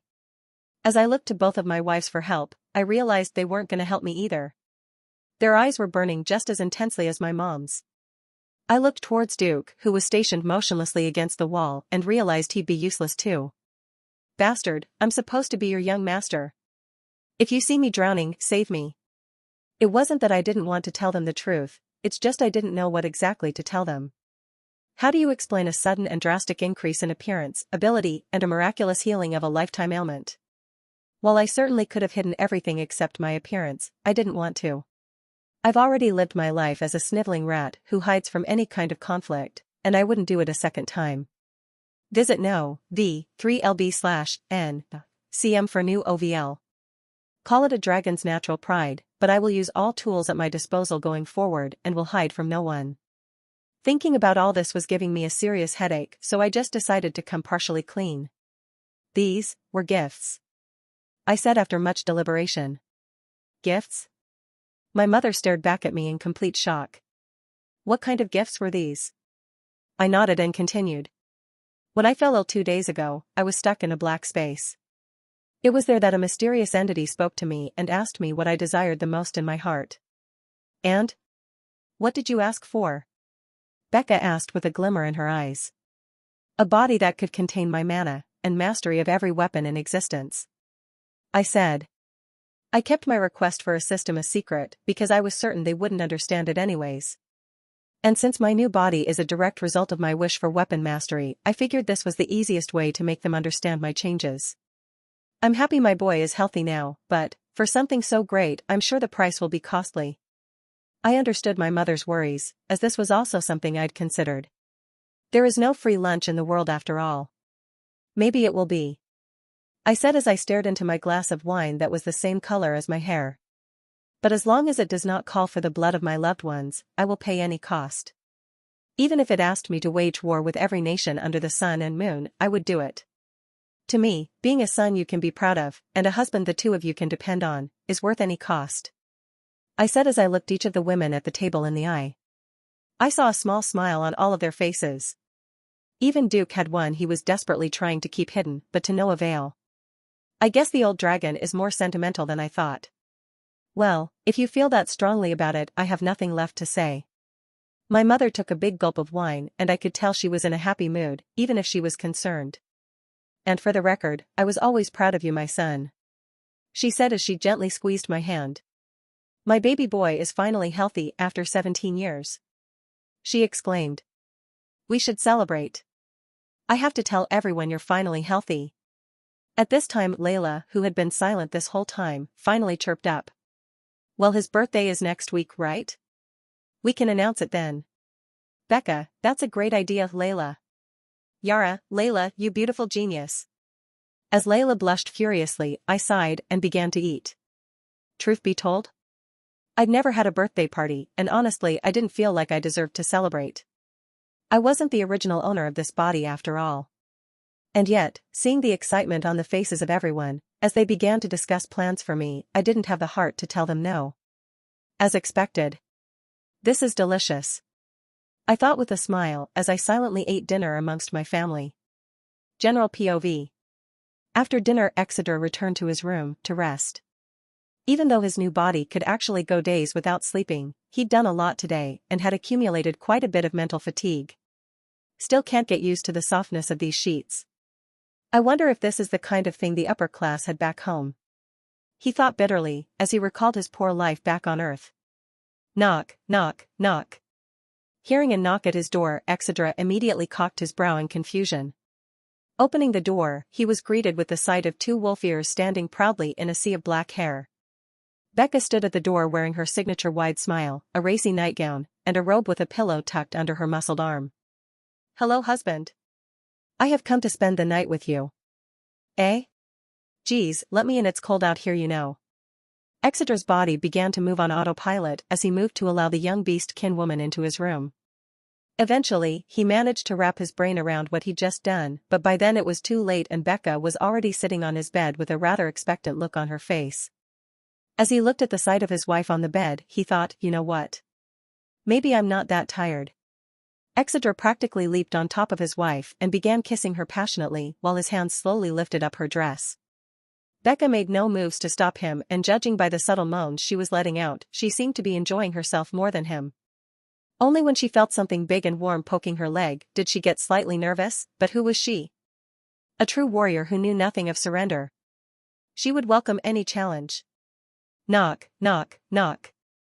As soon as the pair heard another knock on the door, the hot and heavy atmosphere disappeared as if it were never there. Exeter looked as though he was having a hard time holding back as his breathing was still heavy and his erection hadn't gone down, so Becca elected to open the door. The couple was surprised when, upon opening the door, Layla stood there wearing a black robe and a heavy blush. "May I come in?" she sheepishly asked. "Yeah, of course." Becca and Exeter responded in unison, earning a laugh from the both of them. Seeing the closeness of the two once again, Layla was reaffirmed with the choice she was about to make. Slowly, Layla walked and stood in front of Exeter, who was seated on the edge of the bed. "What's the matter?" He had noticed she was having trouble looking him in the eye. Layla simply said nothing, and after taking several deep breaths, she undid her black silk robe and let it fall to the floor. She wore a set of black lingerie underneath. The material was extremely thin, leaving her body in full view of the stunned dragon. If Exeter wasn't slowly getting used to the fact that he would be seeing the bodies of these two women on a regular basis, he'd have fallen over with a nosebleed already. "Why, are you doing this?" It was difficult to hold back his lust, but he managed to ask the question burning in his mind through gritted teeth. "I want to make myself useful to you." Hearing her reasoning, Exeter no longer had to struggle to keep himself in check, and he went completely flaccid. "Layla, you dashed!" Becca attempted to stop her friend, but Exeter raised his hand signaling for her to let him handle the delicate matter. Exeter pulled a blanket from the bed and gently draped it around the shoulders of the young witch. "Does he not want me? Am I not attractive to him in that way?" Layla was utterly confused, but when she looked into her husband's deep red eyes, she saw so much warmth and concern that it made her heart ache. "Why?" Her voice was so low it was barely a whisper. Now it was Exeter's turn to say nothing, as he gently took her hand and brought her to sit next to him on the edge of the bed. "You don't need to force yourself to do things that make you uncomfortable for the benefit of others, least of all for me. And no, I wasn't trying to dash. You've been shaking like a leaf ever since you entered this room." That's. The young witch fell silent. She couldn't think of an argument for her husband. She'd been completely defeated. Her plan to not be thrown away had gone up in smoke. "I just want to be close to you. And I don't want you to throw me away." Faced with no other options, she just decided to be completely honest. Tears slowly began to fall from her ruby-red eyes. Exeter's heart was being tugged relentlessly with every word the beautiful young woman spoke. He couldn't for the life of him understand why she thought he'd abandon her, but when he remembered her past, he found the answer easily. "Slowly but surely I'll get her to trust me." He slowly brought his hand to her face and lightly brushed her cheek with his thumb before planting a light kiss on her forehead. "Listen to me, girls," he said, addressing both of his wives with a previously unseen seriousness. "Whether you want to spend your entire day in the library eating sweets," he said, looking at Layla, who blushed again knowing her guilty habit had been found out, "or out on the training grounds, beating down the guards." Becca smiled widely, hearing this slight jab at her. "Nothing will change the fact that you are my wives, and I will not abandon you now or ever." I will not ask anything of you, and I will spoil you to the ends of the earth. I will make up for the miserable years you lived before we met, day by day until they seem like nothing more than a bad dream. And I hope," he looked Layla in her deep watery eyes that were threatening to leak any second, "that one day you will be more bold and selfish with your desires, and openly tell me what you want." Layla closed her eyes and took a deep breath, seemingly taking the words that had just been said and absorbing them into her very soul. Becca, watching this scene, said nothing and only wore a small smile.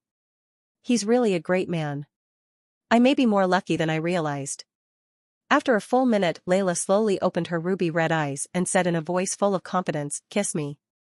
Exeter's surprise at his wife's sudden change of tone only lasted about half a second before he wrapped his arm around her waist and pulled her in for their first kiss.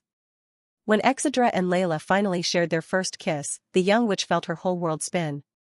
She felt electricity shoot to her brain from her lips, as she reveled in the passionate kiss of the man she'd eventually come to rely on. His kiss was gentle yet slightly aggressive, perfectly conveying the attraction he felt for her, while subtly alluding to his primal instincts he was once again suppressing. Feeling such an indescribable wave of euphoria left the woman in a mind-numbing state. She knew nothing except that she didn't want this to end. She was only aware of the sensation of her husband's lips and the nectar leaking from her secret garden. "Geez, how long are you two gonna leave me out?" Becca said with an adorable pout on her face. When they broke the kiss, Layla laughed before she responded. "Foo, you got to kiss him lots today, you know? I'm just playing catch-up." "Tisk, fine." Becca looked upset on the outside, but inwardly, she was over the moon. Seeing the way her best friend was finally acting more comfortable brought her a sense of elation she didn't even know was possible. She'd gladly let her hog their husband as much as she wanted if she'd keep smiling like this. Or so she thought. 10 minutes later, they were still kissing. "What is she, a fly on the wall? Arg. I can't take it anymore." The she-wolf tackled the pair and pinned them onto the bed with a wild look in her bright green eyes. "Haha. Can't my friend be a little more patient?"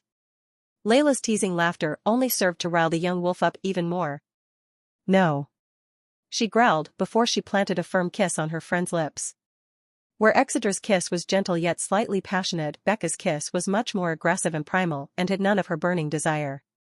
She'd come here tonight with a purpose after all, and even if it was for a good reason, she was still a little upset her plans had been cancelled. Now her pent-up desire was showing itself in the form of a hungry, passionate kiss with her only friend. The young witch was originally surprised by the sudden kiss, but soon her eyes rolled back into her head from pleasure and her body loosened considerably. Breaking the kiss with Layla, Becca immediately went and found Exeter's lips, which had been watching the previous development with great interest. Exeter could naturally feel and smell the wetness coming from between his wife's legs and felt himself begin to lose control as well. "You know we can't tonight," he said as he finally managed to break the kiss with his incredibly horny wife. Becca whimpered and buried her head into her husband's neck. Of course she knew that it wouldn't be right for them to continue now that Layla was here, and she clearly wasn't ready, but her body was desperately crying out to be filled up by the one she'd fully accepted as her mate. "Should we sleep?" Exeter asked the girls, but both of their minds were elsewhere. Becca was still incredibly horny, and Layla was sitting on the bed with her legs crossed, watching the two of them with an incredibly curious eye. Even though she wasn't ready herself, she was still an inquisitive woman by nature, and faced with this new chance to learn in front of her, she was naturally very interested. "Husband." Becca looked into Exeter's eyes with a look of fervent desire. "Please make me come," she begged. Exeter looked briefly towards Layla to see if she looked uncomfortable at all, but far from it, she looked incredibly interested. "Okay," he said as he briefly kissed her lips before he sat up and placed the woman in his lap with her back facing him.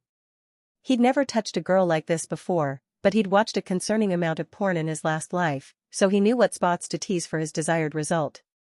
Exeter slowly slipped his hands up his wife's dress, and her breathing got heavier the further up his hand went. Layla moved and came and sat so that she was eye level with her friend's vagina. She was sure this was going to be a most valuable learning opportunity, and she wanted to see it up close. Hey, don't stare, it's embarrassing." The usual wild and bold hellhound was nowhere to be seen, and all that remained was a completely submissive woman couldn't hide her arousal. When Exeter finally completely lifted up her dress, her womanhood was revealed. It was neatly shaved, with only a small tuft of black hair on top of it. "It's so pretty." Layla complimented. She'd bathed with Becca several times, but this was her first time getting such an intimate view of her friend. Don't say such Becca's words were interrupted by her husband's finger finally making contact with her clit. As he rubbed it gently, yet firmly, he used his free hand to cup one of his wife's large breasts and began pinching and pulling her nipples. Yes. Yes. Becca slowly began to lose herself to pleasure, and she quickly began to get wetter and wetter as she lost more control of her body. Hearing his wife's cries of pleasure brought Exeter's instincts out further, and before he knew it, he began to lick and suck her neck while he played expertly with her body. The addition of another part of her body being stimulated was simply too much for the poor girl, and her cries became more intense as she felt her orgasm building from inside her stomach. Fuck, I'm close, please don't stop. Exeter lost a little more of his sanity when he heard this, and his instincts took over in that brief moment. He bit into his wife's neck with his pointed teeth and drew a small amount of blood at the same time as he pinched hard on her left nipple. The unexpected pain turned into an indescribable pleasure that made her mind go blank as she released the hardest orgasm she'd ever had. I'm coming. As she finally released her pent-up orgasm, the hellhound instinctively let out a pleasure-filled howl from the depths of her soul. She'd never felt pleasure like this before. While she'd never slept with anyone, she masturbated frequently and believed she'd completely understood her body, and yet her husband managed to give her an orgasm incomparable to anything she'd ever given herself. With her hazy orange and black eyes she looked down only to see she'd squirted when she came and had inadvertently given her friend a second bath. I'm sorry, Layla.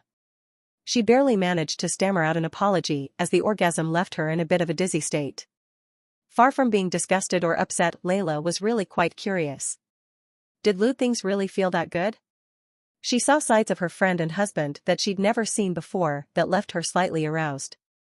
Her husband was so dominant and sexy, and her friend was so submissive and beautiful. While she was deep in thought, she unconsciously used her small pink tongue to lick some of the juices that had covered her face. Delicious.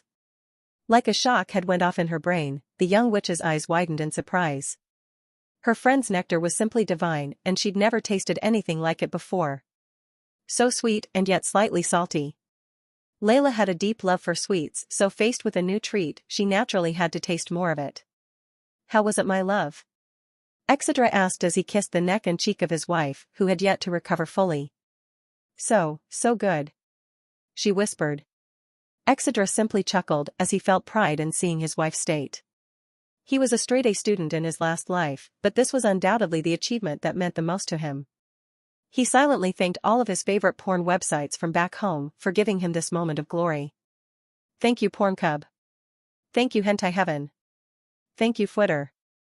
As Exeter was busy thanking the porn gods for this grand moment, Layla reached for his hand that was still on top of Becca's pulsing vagina. What's wrong, Layla? He wore a confused expression as she held his hand and eyed it like she was hungry. The woman didn't answer. Instead, she opened her small mouth and inserted her husband's fingers inside. She diligently began to lick his fingers, lapping up every drop of nectar that was left behind. Exeter was slightly stunned as he watched this, but he quickly got used to it and he simply watched his wife in utter fascination.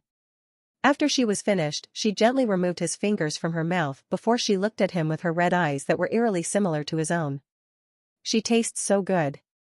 Discover WStories on no/e/lbin.com. Exeter smiled upon hearing this, and Becca actually blushed slightly. Well, you should eat your fill then, right? He asked as he spread Becca's legs wider to allow Layla full access to her dripping vagina. Hey, let me rest for a second, I'm still really sensitive, MMH. Becca's complaints fell on deaf ears as Layla dove between her legs and gently licked her vagina. It's so good. Layla thought as she greedily began to lick her friend's vagina while she shivered uncontrollably. While her vagina was being licked by her friend, her husband had once again started pinching her nipples while nibbling on her neck, and she was once again losing control of her body. I want to taste more. Suddenly, Layla stopped licking her friend and backed away slightly. Becca once again whimpered in frustration as she felt another really big orgasm coming, and being interrupted was incredibly frustrating. She was about to cry out and beg her friend to continue when her husband whispered in her ear, "Shoo, be a good girl and wait, okay?" Naturally, he couldn't read Layla's mind, but when he saw the hungry look in her eyes, he understood that she definitely wouldn't be stopping for long. Layla closed her eyes and whispered lingua serpentis. She opened her eyes again and came between Becca's crotch to show her what she'd done. When she opened her mouth, her small pink tongue was revealed to have turned into the long, forked tongue of a serpent. Becca immediately felt her body shiver in anticipation. Slowly, Layla inserted her 5-inch tongue deep inside of her friend's vagina. Oh, fuck yes. Becca immediately jerked her body involuntarily and let loose a cry of pleasure that shook the walls of the room. Layla swirled her tongue around inside of her vagina, trying to taste as much of her delicious juices as possible. The deeper I go, the better she tastes. If Becca was on cloud 9, Layla wasn't too far behind. She got to eat something sweet, spend time with her family, and she was learning a lot too. Exedra turned his wife's face toward him and captured her sweet lips. As their tongues intertwined, he felt her release pleasure-filled moans into his mouth, stoking his desire even further. Gradually, Becca began to buck her hips back and forth, attempting to get Layla's tongue into her deepest nooks and crannies, as her orgasm once again began to build. MMH. When the Hellhound girl came for the second time, her entire body shook intensely as she once again squirted. This time she managed to get most of it into the waiting mouth of the witch between her legs. Layla greedily swallowed every drop she was gifted before she slowly retracted her tongue and admired her handiwork. Becca's entire body was shivering. Her eyes had long since rolled back into her head and she and Exedra had already broken their lustful kiss. Her vagina was still trembling and saliva and nectar could still be seen dribbling from the entrance. Exedra gingerly picked the exhausted woman up before placing her into bed underneath a blanket.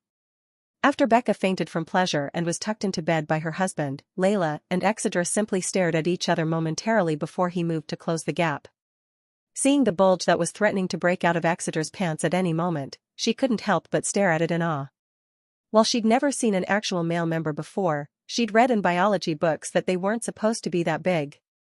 How would that feel inside me? She wondered before Exeter gabbed her face and pulled her in for another kiss. He was desperate to taste Becca's juices that had made her go mad and was pleasantly surprised to find out how delicious she was. They lingered like that for a while, and when they finally settled into bed alongside Becca, Exeter once again noticed his wife staring at him. "What's the matter, my wife?" She hesitated slightly before she spoke. "The things you said today, did you mean them?" "Every word." Exeter's answer was definitive and lacked any trace of hesitation. As if that were the confirmation she needed, Layla snuggled close to her husband and lay her head on his bare chest. "Thank you," she whispered. Exeter chuckled upon hearing this. "There is no need to thank me. I should have been treating you girls better all along. I'm only sorry it took me so long." Layla smiled faintly before she closed her eyes and whispered, "I'm so happy, this is worth the wait." Exeter smiled as well before he also closed his eyes, and like that, they fell asleep. With that, his first day in a new world came to a close.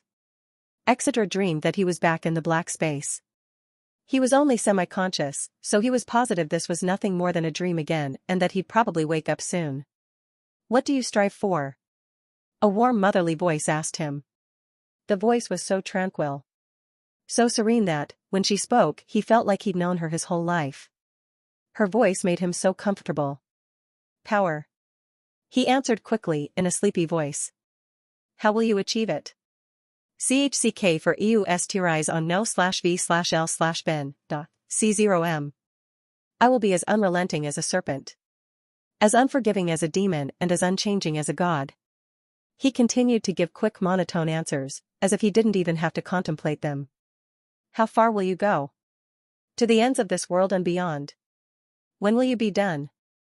"When I stand above all." "I see, for you, the soul who is not of this world, I give you the gift of growth. Whether you bring this world ruin or supremacy, I shall wait to see." Gah. As the entity finished its query, Exedra was assailed with the most terrible pain imaginable. It felt as if his soul was being carved into with a hot knife. The pain he'd felt when his body was upgraded was incomparable to this. This went on for what felt like hours before it finally ended. "I name your path," she said. The language sounded incredibly ancient and complicated. Exedra had no idea what she'd even said. If you join me in the seventh realm, we will speak again. With that, Exedra was thrust out of the void and returned to his body. When Exedra opened his eyes, he was back in his room with his two beautiful wives each snuggled up under his arms. He looked out the balcony window in the corner of his room and realized it was only dawn. He felt like he'd had a strange dream, but he couldn't exactly recall what had happened. Host has been assigned an evolution path by the supreme entity known as Ashira. Your soul has withstood unimaginable pain without shattering. Skill, Soul Resistance LVL1, has been learned. The potential for evolution strengthens your body. All stats plus 1000. Host can now access the evolution menu. As Exedra read the notifications in front of him, a wide smile broke out across his handsome face as he felt a wave of power wash through his body. POV, Exedra. It's been a few hours since I woke up from that strange dream and got all these surprise notifications. After that, I couldn't go back to sleep no matter how hard I tried, so I've just been laying here with these two lovely women in my arms waiting for them to wake up. Sunlight has finally begun to spill into the room through the balcony, and I'm sure they'll be up soon. Since I'd had nothing to do the entire time but lay here, I'd been familiarizing myself more with my system. I'd learned the system was capable of extracting my memories and playing them back in front of me like some kind of streaming service. It didn't matter how long it had been since I'd seen or heard something, all I'd need was a general idea of what I was looking for, in order for the file to be extracted and replayed. Basically, I can use this to watch anime and listen to the music from my old life. Only ones I've already seen though, but good anime can be watched thousands of times over. Cough ahem, otaku things aside, I can finally open the evolution screen and see my evolution requirements. Previously, I was unable to open it no matter how hard I tried, and the system wasn't telling me much either, so I just left it alone. After seeing that notification earlier, I realized the reason I couldn't open the menu was because I couldn't evolve yet. I guess it makes sense when I think about it. Evolutionary paths and requirements are directly carved into your soul upon birth, and since my soul is not originally of this world, I couldn't evolve. Exedra Avernus Draven. Evolution path, #% $@. %. Fallen abyssal species, variant. First stage conditions. Conquer 5 dungeons. Consume the hearts of 10 worthy enemies. Gain a total of 4 affinities. 2/4 completed. As I read over the conditions again, I once again felt a headache incoming. Dungeons are naturally occurring labyrinths that contain rare non-sentient monsters and are found all over the world. They are the most favored way of growing and gaining strength by the lower races such as humans and beastkin. Longer-lived races, such as vampires, dragons, and phoenixes rarely use them as our bodies have evolved so that we gain strength naturally as we age. We literally absorb mana from our surroundings with every breath and use that energy to stimulate our cells. While it's a slower method, given all the time we have to live, it hardly matters. To them, a member of their race entering dungeons is seen as a waste of time, as we haven't been in any kind of conflict for centuries now.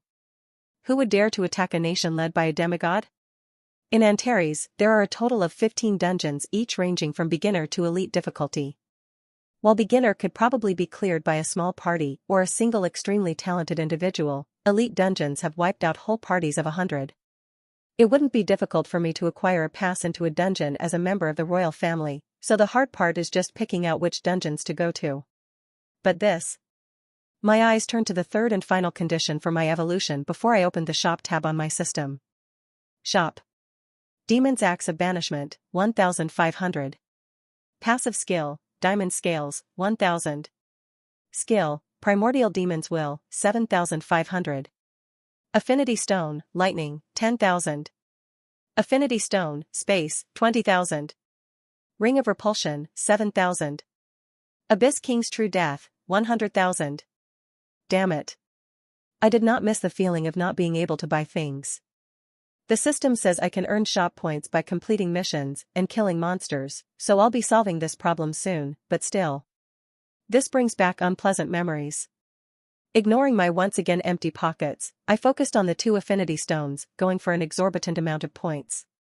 Though when I consider the value of what they are, I realize it's quite cheap. Affinities, like evolution, are decided from birth. Though that is where the similarities end. Not everyone is born with an affinity, and some are born with 2. To pull off certain high-level spells, the user must have its coordinating affinity or risk fatal backlash upon completion. Affinity stones occur naturally, and they allow anyone who crushes them in their palm to gain the element inside. They are incredibly rare and difficult to find.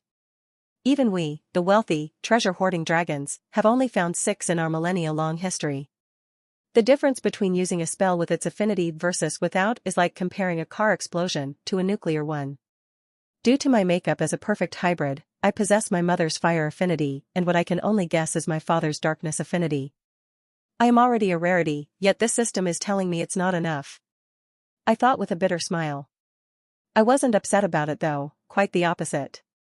My goal is to stand atop the heads of all who looked down on me from the moment I was born, and reign supreme as a god beast. I will become a monster feared and respected by all creation. I'm well aware this is a monumental task, and if I didn't have this system, it would be a million times harder. How can I be upset when I have the path to get there laid out in front of me? Yawn. Good morning, husband. Shaking me out of my plans for the future was the sound of my wife Becca, who was the first to wake up. The glimmering light of the sun shone against her black skin and made her look incredibly radiant.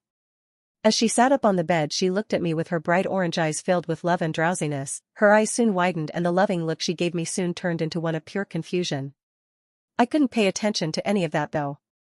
Right above her head was a message from the system. It was one that would undoubtedly change our lives forever. Floating right above Becca's head were words that almost shocked my soul out of my body. Would you like to see this individual's evolution requirements? Husband, did you get another wish or something? Becca asked me curiously. I was so shocked by what I was seeing I barely registered her question. No, why? You look different again. I raised my brow in confusion before I gingerly shifted the still sleeping Layla off of me so I could examine myself in the mirror. As I stared at myself in the mirror, I realized I had indeed changed again.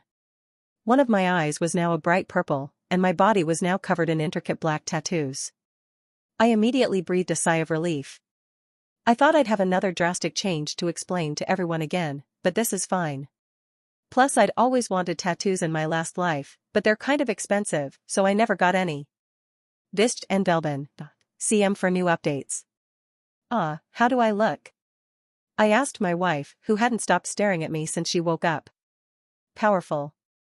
Your aura feels completely different now. She slowly walked towards me and rested her hand against my cheek. She stared at me so intensely, I started to believe she could see my soul. Your eyes are beautiful, my love. At her words, I immediately felt a faint blush oncoming. I'd never been complimented on my appearance before, and hearing the love in my wife's voice as she said it made the attack super effective. I said nothing and simply took her hand and kissed it. Morning, guys. Suddenly Layla rose out of the bed and sleepily rubbed her eyes. I'd never seen her like this before and I must admit, she's unbelievably adorable. It took me a second before I noticed, but floating right above her head were the same words I saw above Becca's. Would you like to see this individual's evolution requirements? Yes. I thought. Layla is Anami Draven. Evolution path, Mother of J. Rumungander, unique species. First stage conditions. Ingest 100 different kinds of poison, 0/100. Gain a serpent-type familiar. Take revenge on a being who's wronged you. J. Rumungander? Where have I heard that name before? I feel like it's important, yet I can't remember why. Whatever, I'll think on it later. As I quickly read my wife's conditions, I sighed when I noticed only the second condition would be easy. I wasn't at all keen about having my wife swallow poison. I didn't even know how to convince her to take it. We just started bonding, and I doubt she'd believe me if I told her she needed to almost kill herself to evolve. Remembering her timid and frail personality, I can't see her taking revenge on anyone either. Though maybe this would be exactly what she'd need to overcome her shyness? As much as I want my wife to be strong, I don't want to force her to do anything. Honey, did you change again? The sweet melodious voice of my wife once again shook me from my thoughts. Yeah, it was a surprise to me too. Do you like it? You look very handsome. She said as she hugged me and placed her cheek against my chest. Doesn't he? Becca giggled as she hugged me as well. This is truly the best way to spend mornings. All the worries I had are just melting away. Knock, knock, knock.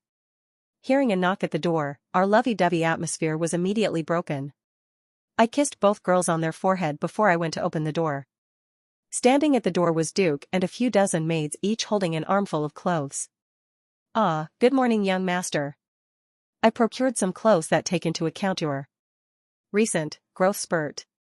As the old man's voice trailed off, I realized he finally noticed my changes. I sighed and then turned around to see that both of my wives were properly covered before I let everyone in my room. All the maids were giving me strange looks as well, ranging from curiosity to flat-out lust.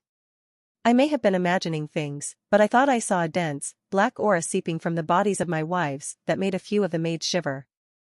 Well, I didn't get much sleep last night, I'm probably still tired. As I looked at all the clothes laid out on my bed, I got an immediate headache. Stuffy. Pompous. Uncomfortable. Shiny. Those were the only words I could think of to describe the clothes in front of me. Are any of these clothes to your liking? Hell no. I wanted to scream. I get that we're royals and all, but I refuse to wear this stuff.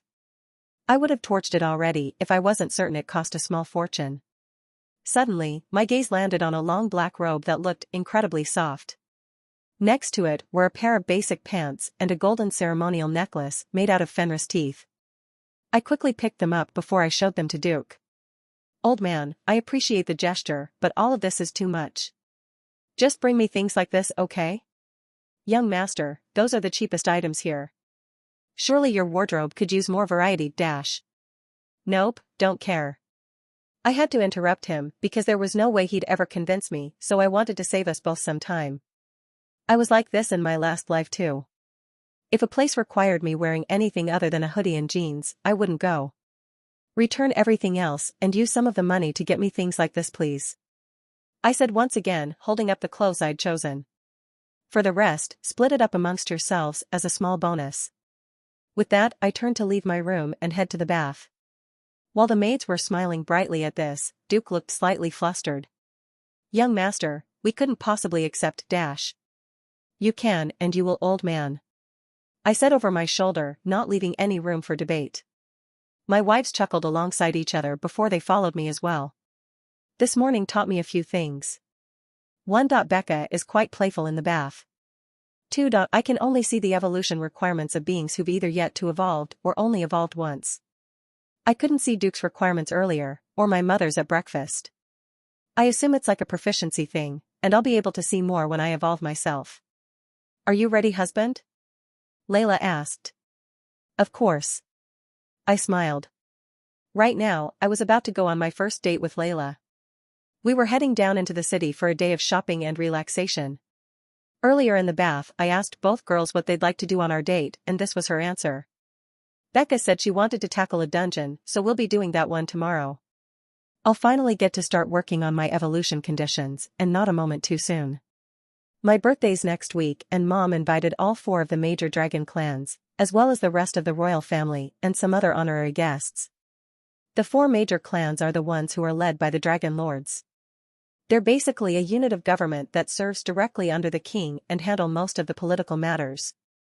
It was these clans that spit on me when I was at my lowest and said I was no more than an unworthy lizard. I will not be seen as weak. Not by them, not by anyone. For those who have chosen to look down on me, I shall pull their still beating hearts from their chests and find the measure of their life and death. Poke. Huh? What's the matter? I asked, confused over why my wife had her finger in my cheek. Your eyes started glowing and you had a scary look on your face. Are you all right? Whoops. I was simply thinking about the steps I would have to take if someone was eyeing my beautiful wife while we were out. I said with a charming smile. Will it work? Humph, such a sweet mouth on this one. She said, rolling her eyes. No need to worry about that, I belong to you and you alone. She smiled brightly as she took my hand. Score. Romance novels, you truly haven't failed me. As we walked to the exit of the castle, I couldn't help but keep staring at Layla. She was gorgeous in every sense of the word. Today she wore a black sleeveless dress that exposed parts of her torso underneath and hugged her body deliciously. Her arms and fingers were decorated with golden bands and rings that were inscribed with runes and emanated a faint magic power. She's the type of woman I wouldn't have even been allowed to breathe around in my last life. I said it as a distraction, but what would I do if someone were looking at her funny on the street? I wondered. The answer wasn't hard to find. If I didn't kill them, I'd just singe their nuts off. I finally have happiness after so long, and I will allow no one to take it from me. Given that I'm technically a prince, if I killed a rowdy citizen or 20, no one would so much as sneeze at me. Not that I would make it a habit. As the guards opened the door for us and we were greeted by the warm morning sun, we soon entered an elaborate carriage with a gold and red design bearing the emblem of a dragon on top of a mountain. With two pitch-black, muscular horses at the front, we practically screamed nobility. Luckily, I talked the guards out of coming with us, or we'd stick out even more. As we prepared to ride into the city, it finally hit me that I was going out with someone for the first time. General POV. The city of Neama was the largest city in the Kingdom of Antares. Famous for its beautiful and well-developed architecture, the city was widely known as the jewel of the kingdom, with many travelers commenting on its unparalleled beauty at night. There were a variety of races bustling about. From the extremely common beastmen to the rare elf and dwarf and the even rarer human. Antares did not close its borders, so anyone was free to come and live here, although the price was quite hefty. There was always a lively atmosphere present in the streets, but today, the aura of excitement was even more prevalent. That was because Princess Yara's royal carriage was seen out on the streets after a few months of no sightings. She was seen as the most beautiful woman in Antares and was extremely popular with the locals. She was so graceful and warm that men didn't frantically lust after her, women looked up to her, and rowdy children listened to her. So naturally, everyone was excited to see the unparalleled beauty of their goddess once again. A large crowd had been following behind the carriage since it was sighted in the city. At a respectable distance, of course. How could they claim to love their goddess if they inconvenienced her? That would simply be blasphemy. After 20 minutes, the carriage stopped in front of a small bookstore called The Written Hideaway. It was owned and operated by a very beautiful lesser dragon named Lisa and her daughter. Lesser dragon is a term used to describe dragons that awaken no magical element. Despite the lesser in their name, they are usually treated as ordinary citizens by other citizens, but harshly discriminated against by noble dragons. It stopped. Is she really as beautiful as the rumors say? Even the vampire queen pales in comparison. I have to ask where she buys her makeup from. Frank, why? Don't look at me like that, I just want my wife to look like her. Creak. When the carriage door finally creaked open, the street became deadly silent. This was the moment they all wanted to see. The moment when a goddess descended from the immortal plane to grace her followers with her beauty. They were going to thoroughly burn this moment into their minds. Who knows when the next time they'll see their goddess is? What happened next shocked everyone. Slowly a man descended from the carriage. He wore a long black robe with no shirt underneath so that his tattooed abs and chest were fully visible. Around his neck dangled an expensive ceremonial necklace that was rumored to have been bought yesterday. He wore dark burgundy pants and a pair of well-made black sandals. His long wine-red hair was tied into a ponytail that draped down his back, allowing everyone to get a good view of the most handsome man they'd ever seen. His eyes shone like two perfect gemstones, one ruby and one amethyst. His four horns on top of his head, and his scaly clawed hands, let all know he was a dragon, and the aura emanating from him said that he was as powerful as he was beautiful. Who is he? Was there someone who looked like that in the castle? First I'm hearing of it. I wonder what his workout routine is. Why? You're very fit, Mia. Oh, I just want my husband to look like that. As the man got out from the carriage, he raised his hand to assist someone in getting down as well. Was their goddess coming now? Then who was this man? Princess Yara once said to the old lady who owns the flower shop that no man or woman on this earth still living could hold her heart. Everyone knew she met some man when she went missing several years ago and she returned with a child. Everyone assumed her lover had perished because who in their right mind would abandon such an incredible beauty? Did this man succeed in charming that gorgeous widow? Slowly, a figure the crowd actually recognized took the man's hand and descended as well. It's Lady Layla. Oh? Isn't she married to the prince? Then could that man be? I thought he was supposed to be sickly? Well, who else could that be? If he's sick with something, I want it too. The couple were much too enamored in their date to notice they were the topic of conversation amongst the citizens and entered the bookstore together hand in hand. Upon entering the bookstore, the couple was greeted with a warm, cozy atmosphere that could instantly relax the nerves of a couple on their first date.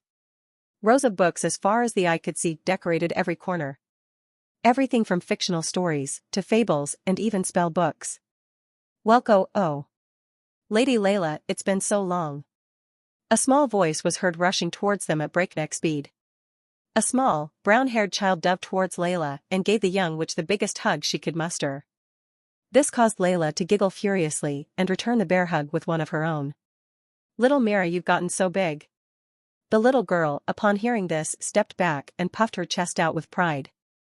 "That's right, Mira is a big girl now, I'm already 6. Upon stepping back, Exedra was finally able to get a good look at the young girl. She had long brown hair and a pair of golden eyes. Her small cute face was decorated with freckles and she had a tiny brown horn on her forehead. Poking out of her back were 2 dark blue wings with a tail to match. Suddenly Mira noticed she and her favorite customer was not alone and she became very curious about the man who was standing next to her. As she stared into his 2 differently colored eyes, all she could think was so cool. Exedra upon hearing this chuckled slightly before the young girl walked up to him and gestured for him to pick her up by raising her arms into the air. He obliged her and lifted her up so that they were eye level and the girl could observe his eyes more closely. "Mira, shouldn't you be more wary of strangers?" Layla asked with a chuckle. Mira looked back and forth between Exedra and Layla before responding. "Well, he's with Lady Layla, so he can't possibly be a bad person." She nodded satisfactorily as if she'd just made the most brilliant deduction in the history of independent thought. Returning her focus to the young man holding her, she immediately began to inspect his eyes with the greatest of curiosity. "Whoa, one's red and one's purple." "Haha, do you like them, little one?" "Yeah. Were you born with them?" she asked excitedly. "No, these are a bit of a gift." "A gift? Like from Dwarf Claus?" "Not quite." Exedra chuckled. "I want a gift like that." "Oh really? Then shall I pull out my eyes and give them to you then?" he said in a teasing tone. "Mister, no, you can't do that." "Huh. I was just kidding. Before he could complete his joke, the little girl wiggled in his arms and pulled out a silver spoon from her back pocket. "Scoop them out with this. It'll hurt less." Exedra stared blankly at the little girl before turning his gaze towards his wife, who watched this scene with a large grin. "Is she serious?" "Quite. Yes, I am." "Mira. Are you helping the customers proper?" Suddenly a woman came into view from a door behind the counter. She was obviously Myra's mother. She shared her golden eyes and long brown hair. She had 2 small horns on her head and her wings and tail were a light cyan blue with golden barbs. Her body was extremely curvaceous, with large H-cup breasts and a round perky bottom. She exuded the sensual charm of an older woman. She froze when she saw the most handsome man she'd ever seen holding her daughter while she had her signature spoon in her hand. "Mom, guess what? I'm gonna get this guy's eyes." After explaining to Myra's mother Lisa the events that transpired before she appeared, she fervently apologized for a solid 5 minutes. Only after Layla and Exedra assured her again and again that they quite enjoyed her daughter's company, did she return to some sense of normalcy.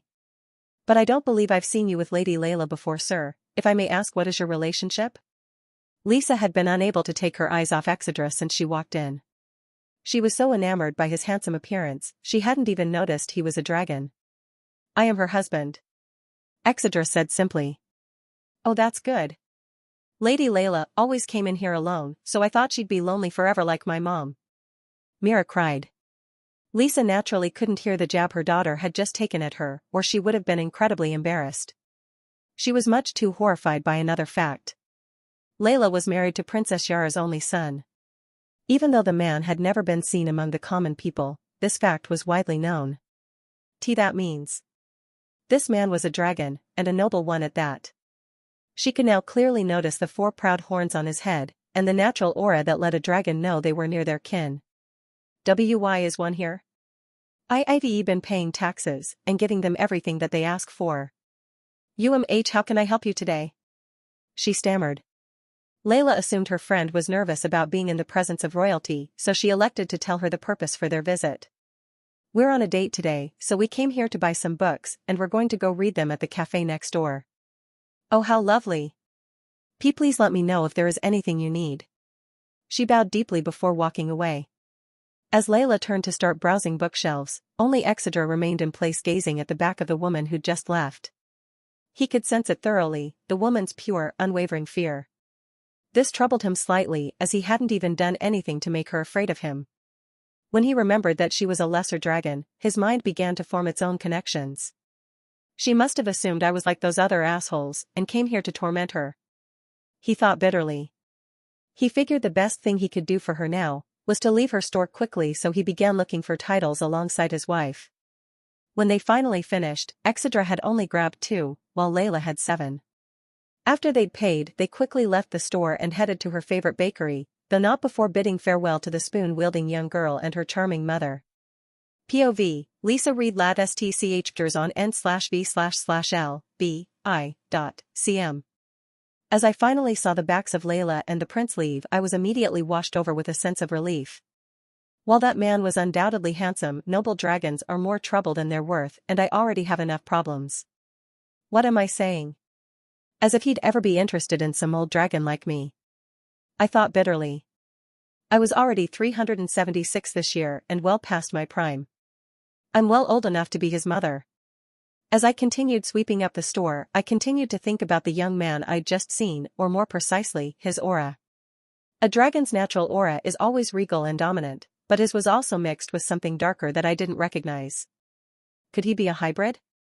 I wondered. They are very rare, and nobody ever said anything about the son of Princess Yara being a hybrid. News like that would definitely travel. Though come to think of it, he didn't look sickly like they described either. As I thought back to how happy Lady Layla looked on their date, I felt a twinge of jealousy in my heart. I'd never looked that happy with a man. Come to think of it, I'd never been on a date either. He looked so gentle with her. Myra's father was the exact opposite, which is why I fled from him before she was born. I was foolish enough to fall in love with a human, and my poor girl almost paid the ultimate price for our kind. Snap. I looked down at the broken broom in my hand and sighed. Luckily Mira went upstairs to nap, or she'd make fun of her mommy again. I'm much too old to be forgetting to control my strength. Ding. Hearing the bell that indicated another customer had come, I quickly chucked the broken broom behind the counter before I put on my best customer-friendly face. Welcome. After seeing the 3 men who had entered, my expression immediately broke and shifted to one of utter horror.